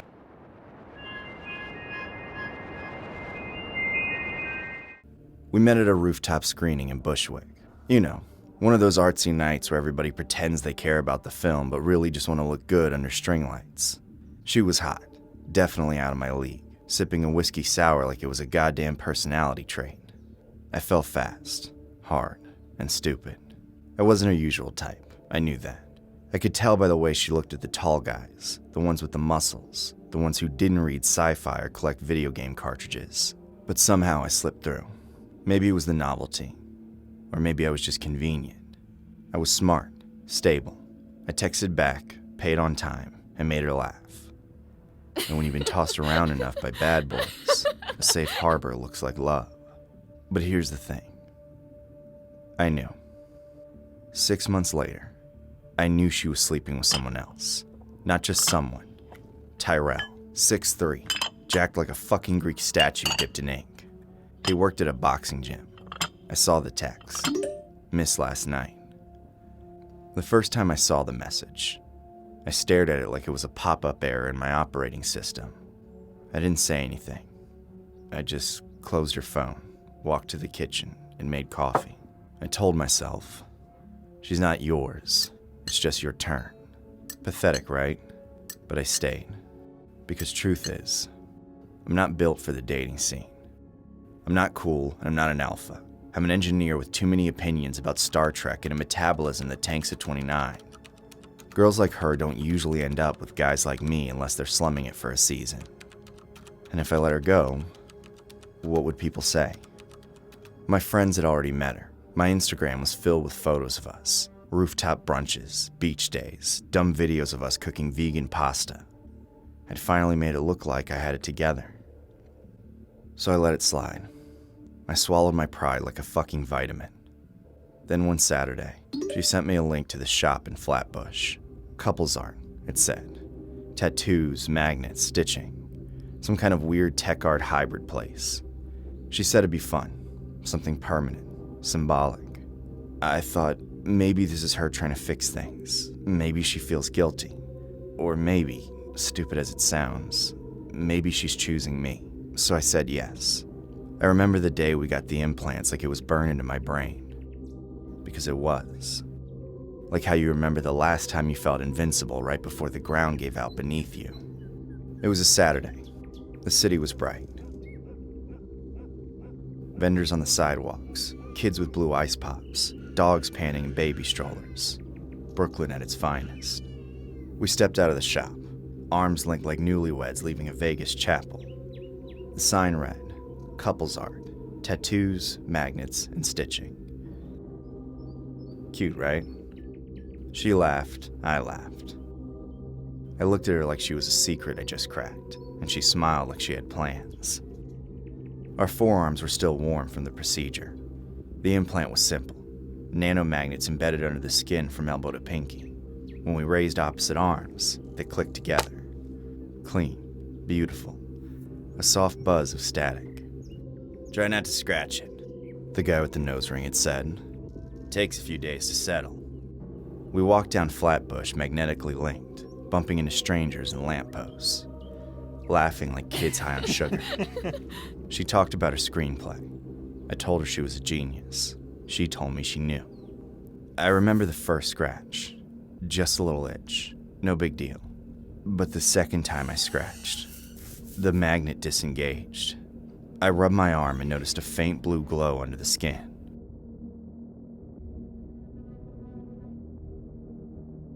A little sore from the implant, I said. She nodded, concerned but trying not to show it. Clouds started gathering like some kind of omen. By the time we got to the coffee place on Nostrand, we were both scratching. More than casual, more like withdrawal. My skin felt like it was crawling. Don't scratch it out, she tried to laugh it off, but her voice wobbled. Rain began to fall, light at first. We didn't even bother with jackets. Then it got heavier. That's when it started sizzling. It wasn't immediate. Like the acid took a few seconds to realize it had something to eat. But when it did, it hissed like oil in a skillet. I screamed. She did too. Her arm was red, blistering, melting like a cheap Halloween mask.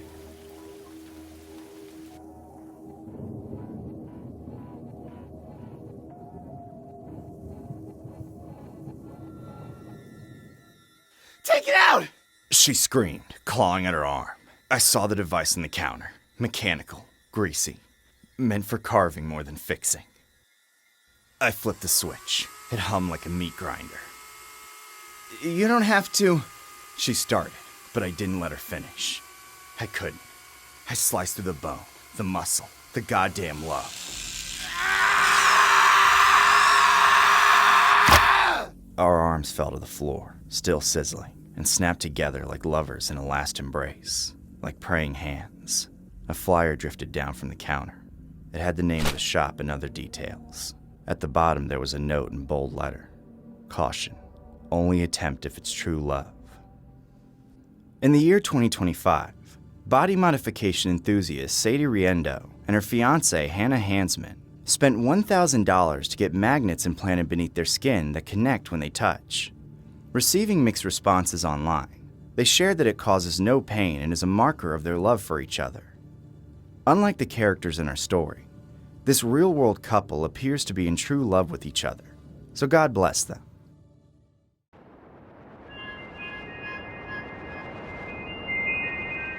For most of my years, I prided myself on being a loyal wife, devoted mother, and doting grandmother.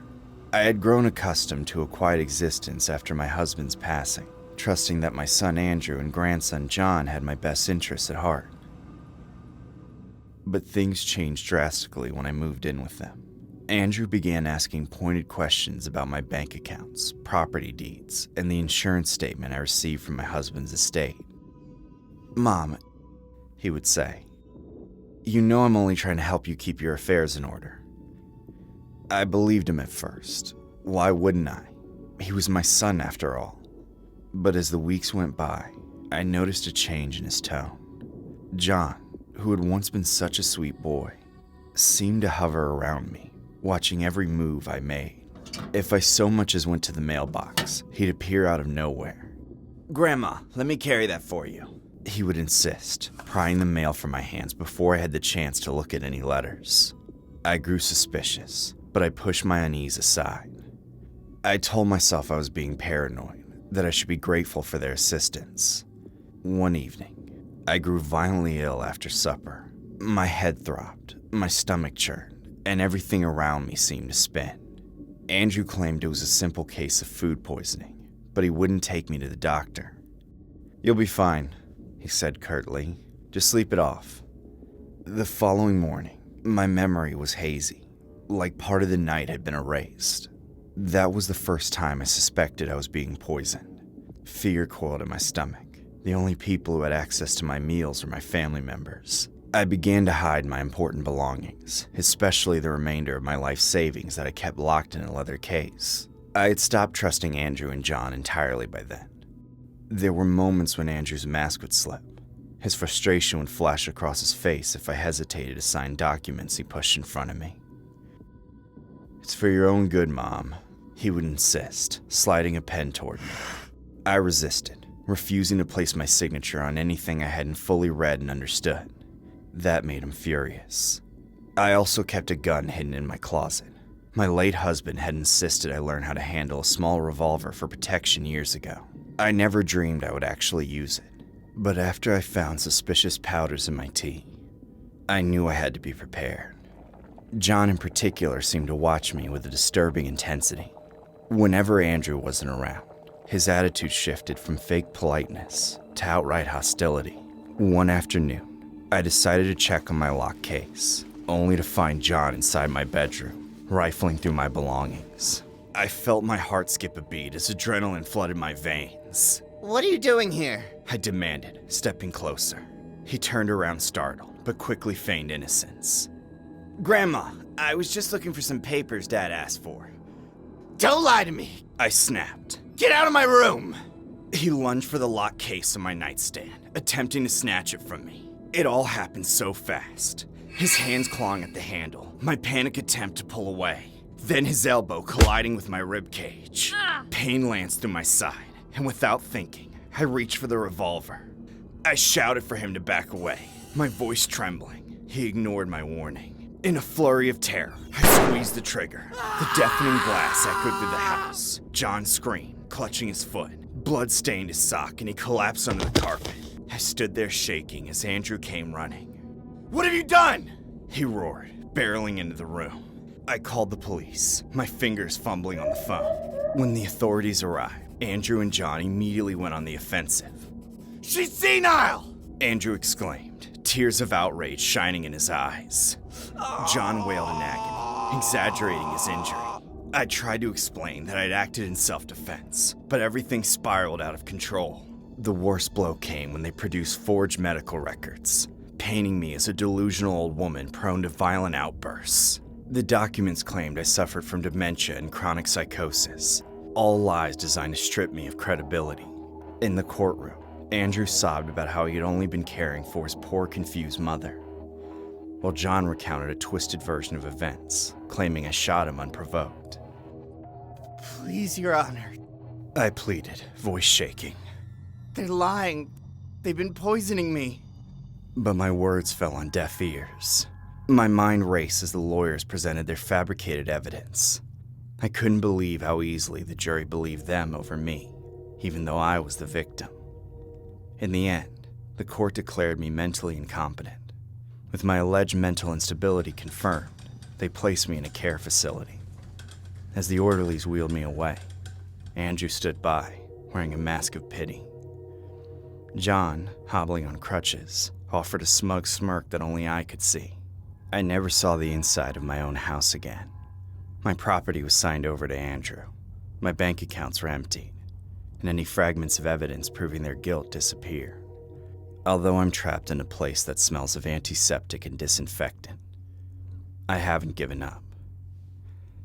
I tell this story to anyone who will listen, hoping that one day the truth might surface. My only consolation is the knowledge that I refuse to bow to them until the bitter end. This bizarre case from February 2015 took place in Alabama, where 79-year-old Helen Peterson allegedly shot her 25-year-old grandnephew in the foot over a dispute involving $20. Police responded to their shared residence after the victim reported being shot in the foot. Peterson claimed that her grandnephew had stolen the money, leading to the heated confrontation. Arrested on a second-degree domestic violence charge, she was briefly jailed before posting bond. The incident, though not fatal, highlighted the extreme measures some take when personal disputes escalate beyond control.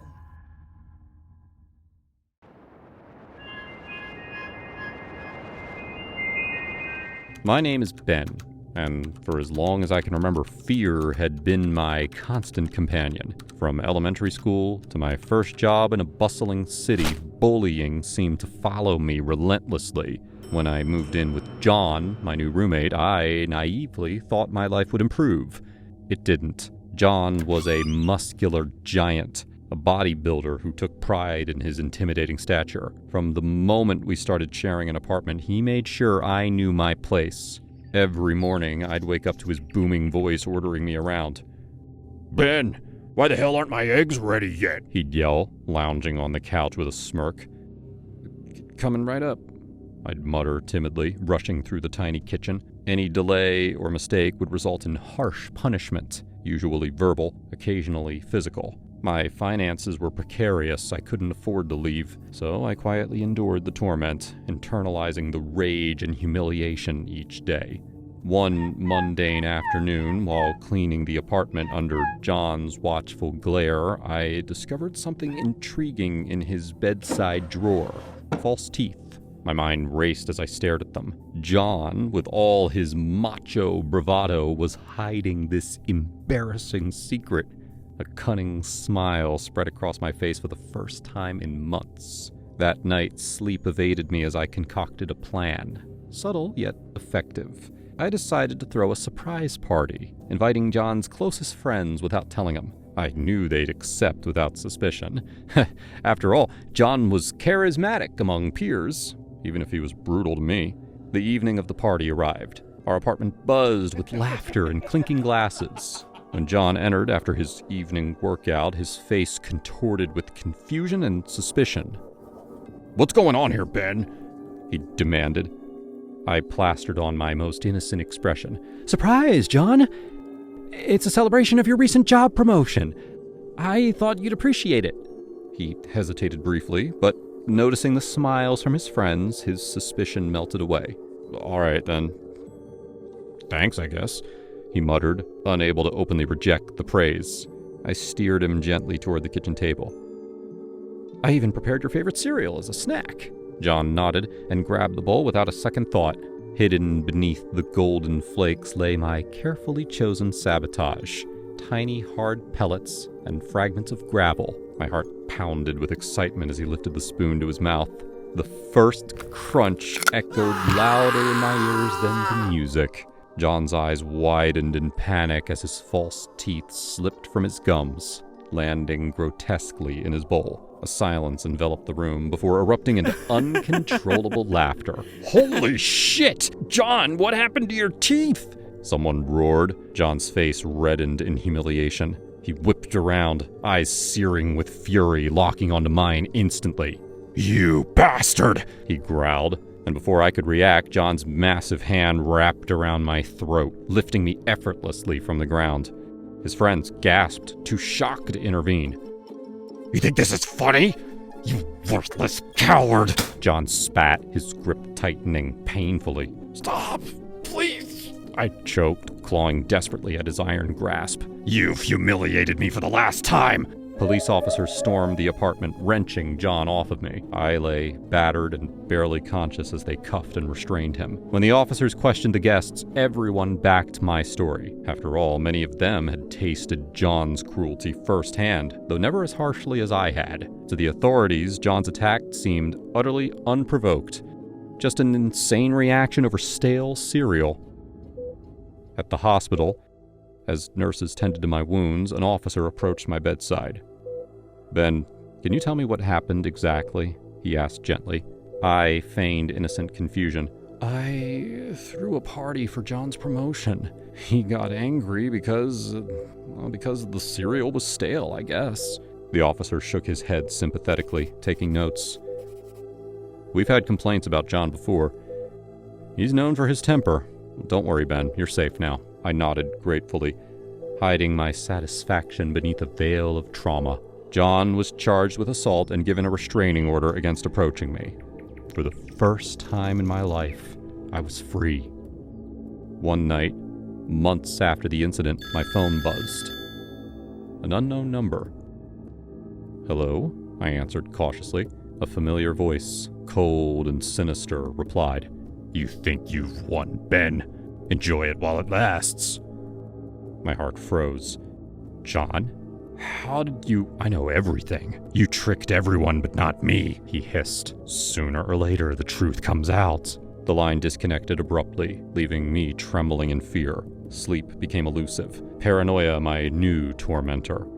Had someone betrayed me? Had John uncovered my deceit? In February of 2018, a domestic dispute in Moundville, Alabama took a bizarre turn when 52-year-old Dwayne Barry Smith assaulted his roommate over stale Cap'n Crunch cereal. Smith, who was missing teeth, struggled to eat the hardened cereal and blamed his roommate for failing to seal the box properly. Frustrated, he demanded the man remove his dentures to experience the difficulty firsthand. When the roommate refused, Smith allegedly struck him with an electrical cord, causing injuries to his face, hand, and arm. He was later arrested for domestic violence, though authorities did not confirm whether he remained in custody.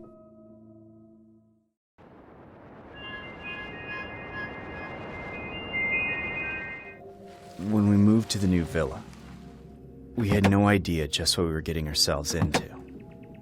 It was a stunning, luxurious manor in the higher-end part of town. The kind of place you would only ever dream of owning as a child. But for a wealthy and respected family like us Williamses, it was perfect. From the outside, it looked like any other 19th century villa, with a beautiful white stone facade, pillars, and huge bay windows looking out into the expanse of land around it. But inside told a different story. We had no clue about its real history, about the dark secrets waiting to be spilled from the shadows. Things seemed fine when we first moved in. Myself, my wife, and our daughter. Waking up to those stunning views in a beautiful old house was the picture of perfection. Naturally, it was an old house, and it had its own quirks. Its creaks and groans, the soft howl of the wind through the roof and its echoing footsteps. But at first we thought nothing of it. Old houses did make noises. Until the whisper started. I would wake in the middle of the night, hearing a voice speak close to my ear, even when my wife was still fast asleep, tucked into the covers on the other side of the bed. "You'll regret this." The voice would speak in a haunting whisper, barely audible over my own thumping heart. "You don't belong here." At first, I thought I was imagining it, like I was caught somewhere between dream and reality, and was hearing voices conjured by my own mind. But those whispers followed me out of my dreams and into my waking reality, too. "You shouldn't be here. This house doesn't belong to you." The voice sounded like it belonged to a young boy, but it was difficult to make out when the whispers were always so faint, more like a breath on the back of my neck or dancing along my cheek. It was only ever me who heard them too, when I was alone or when everyone else was asleep. I casually brought it up to my wife one morning, but she just looked at me like I was crazy and brushed it off as nothing.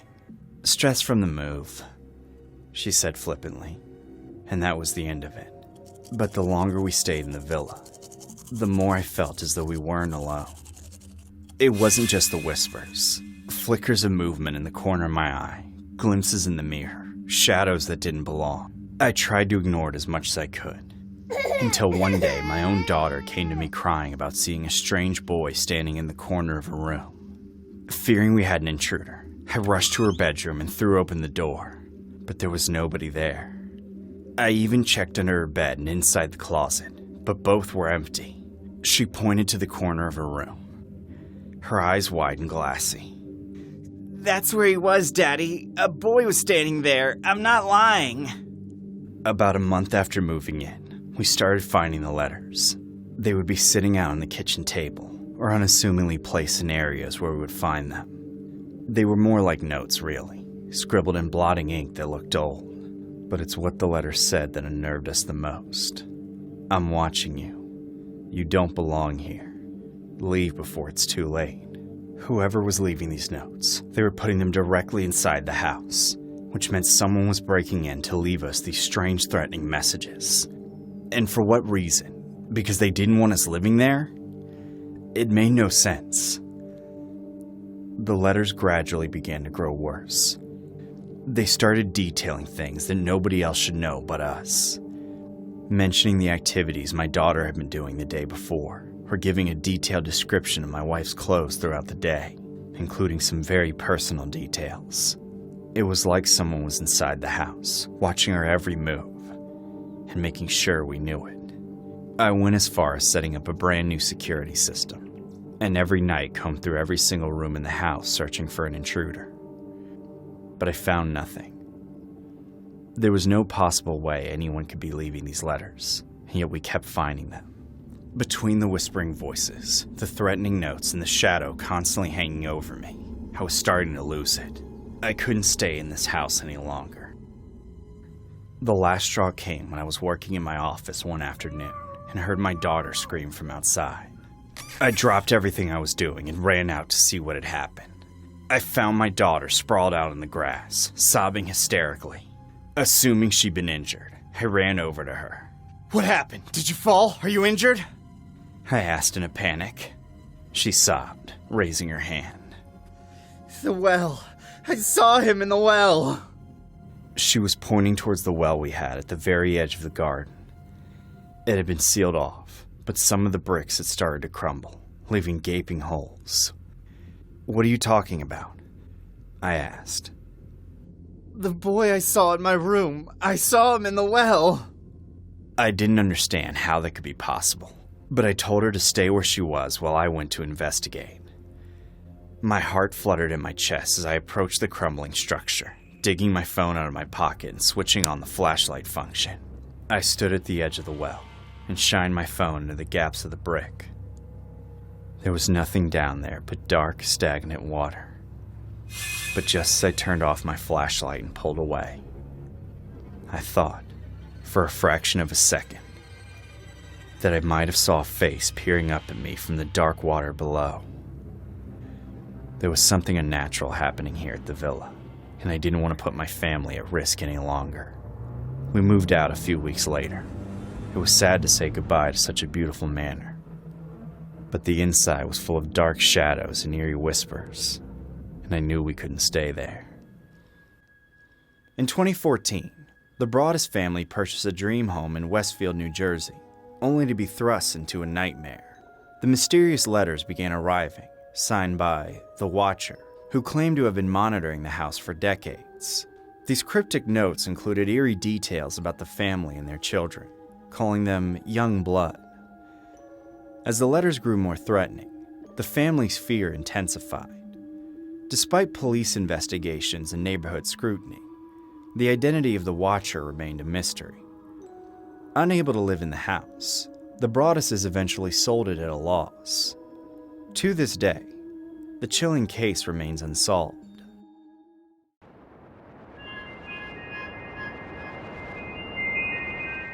A blonde woman walked alone on the streets at night. She should have known better. Hadn't she heard there was a killer roaming the streets? She didn't seem scared either, just determined to get to her destination. I caught up to her. "Excuse me, ma'am, what are you doing out here at night?" I could tell she didn't trust me. She glanced down at my hands, which were both in my pockets. She probably thought I was hiding a knife or something. If she had read the news, she would have known that the killer used an axe. And I definitely wasn't carrying one of those in my pocket. I pulled my hands out of my pockets to make her feel better. "If it's okay with you, ma'am, I'd like to walk you home." "Okay." It really bothered me that she didn't trust me. Didn't I look friendly enough? We started walking together. It was a dark night, no moon, which was usually when the killer came out. "What's your name?" "Virginia." I knew she was lying. I'd seen her before. Her name was Janice, and she lived in the blue house just past the park. We'd actually met before, but I didn't want to tell her that. I didn't want to scare her off. She sped up her steps, so I did too. To ease her nerves, I told her a little about myself, how I moved to New Orleans with my wife 2 years ago, how I worked at a bank, how I took nighttime walks even though I knew it was dangerous. I think the conversation eased her nerves a little.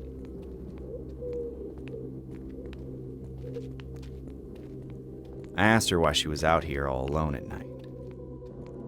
"I was, visiting my sister. I didn't realize how late it had gotten. I thought a bus would still be running, but it's not." She was being honest with me now. I appreciated that. She shivered. I wanted to let her wear my trench coat, but I couldn't take it off. I noticed that her house was getting close. Just a few more minutes and she'd be there. I asked her what she knew about the Axeman who was terrorizing the city. He'd been all over the papers, but a lot of people had some pretty incorrect assumptions about him.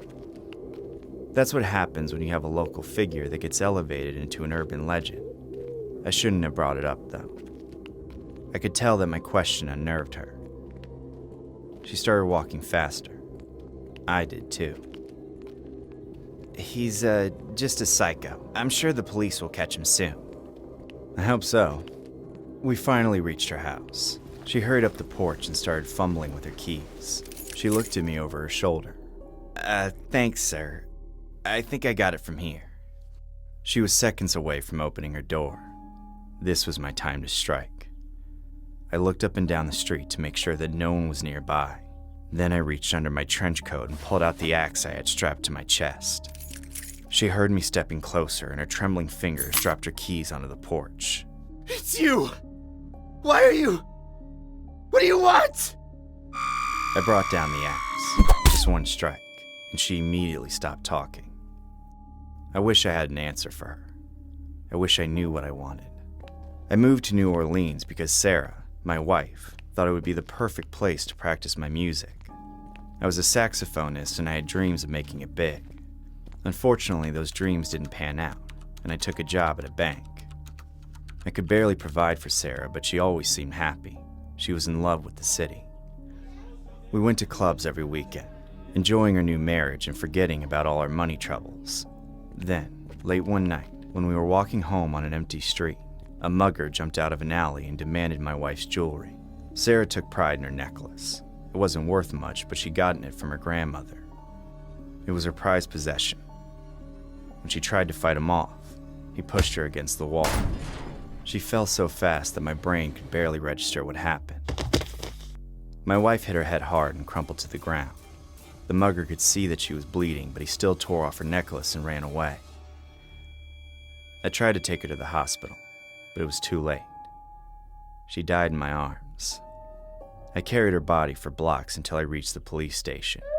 I demanded they track down her murderer. I gave them all the information I had, and I think they tried their best, but the killer was never brought to justice. When I got back home, I felt more rage than anyone could imagine. I wanted to punish her killer, and if I couldn't do that, I wanted to punish the city for robbing me of the one good thing in my life. That's when I picked up an axe and started killing. Each murder relieves some of my anger, but it's never enough. I can't stop until the whole city pays.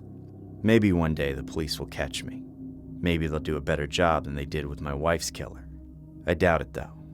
I don't want to do this. I really don't. Most days, I tell myself it's over. I put the axe back in my shed and try to forget. But then night comes, and I go back out. I wish someone would finally stop me. In 1918 and 1919, the city of New Orleans was gripped by fear as a ruthless killer known as the Axeman preyed on Italian-American grocers. Striking in the dead of night, he chiseled his way into homes and attacked the victims with their own axes. Despite the brutality, he rarely stole anything, fueling speculation about his true motives. In March 1919, he taunted the city with a letter, demanding jazz music be played to spare lives. After his final attack in October 1919, he vanished without a trace.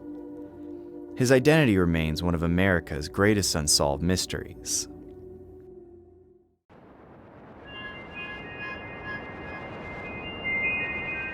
My name is Catherine, or maybe it's Kathleen. Honestly, I don't remember. It's been so long since I heard my name spoken out loud. I doubt that anyone remembers me anymore. Several years ago, I was a high school graduate who was living on my own for the first time. I needed an easy job so I could save up to go to college. I looked everywhere in town, but no one was hiring. I was about to give up hope when I saw an old supermarket in a forgotten corner of town.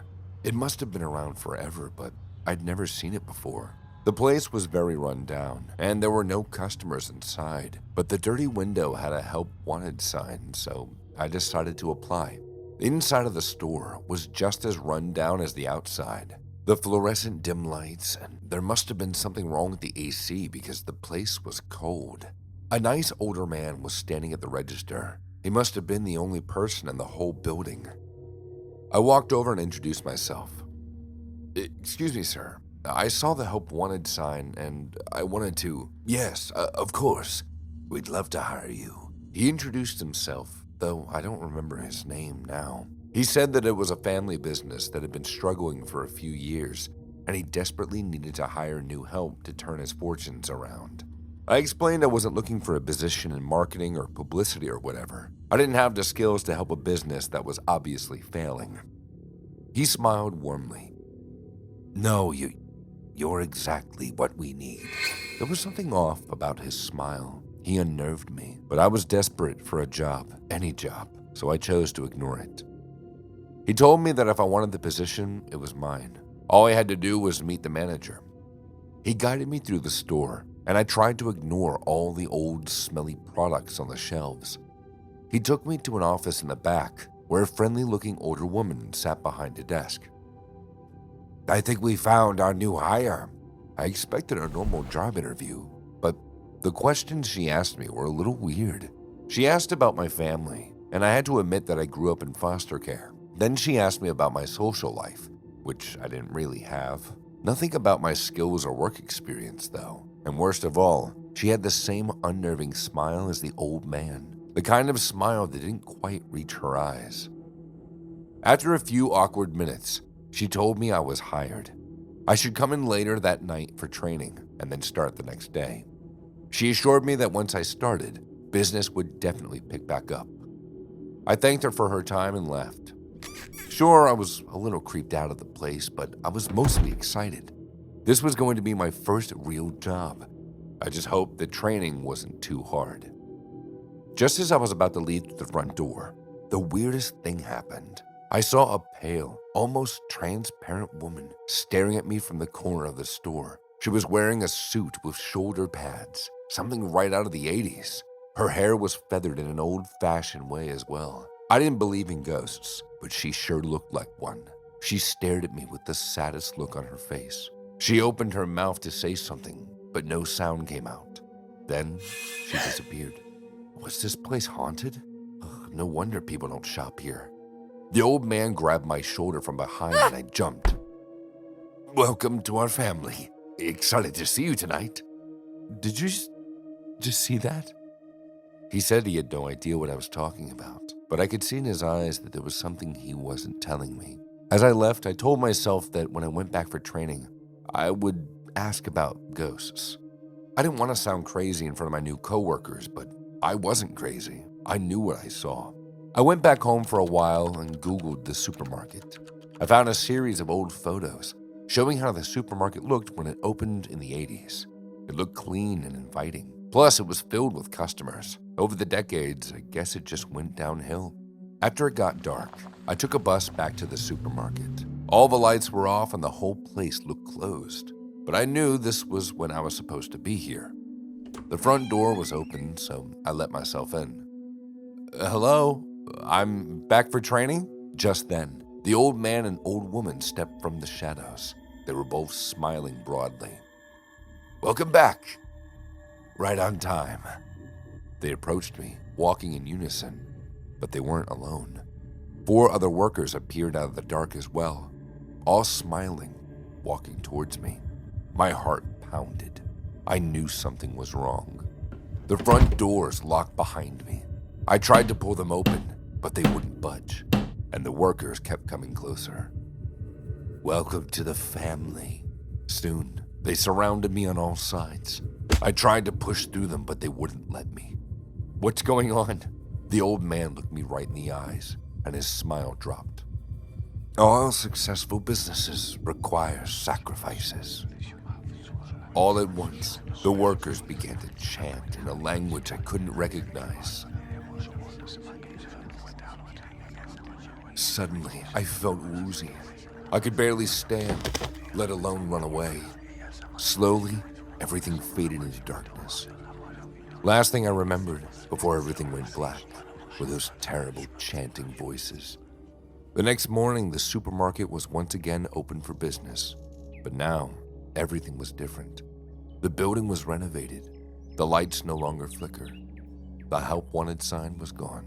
All the shelves were stocked up to date with products. And there were customers. Tons of customers.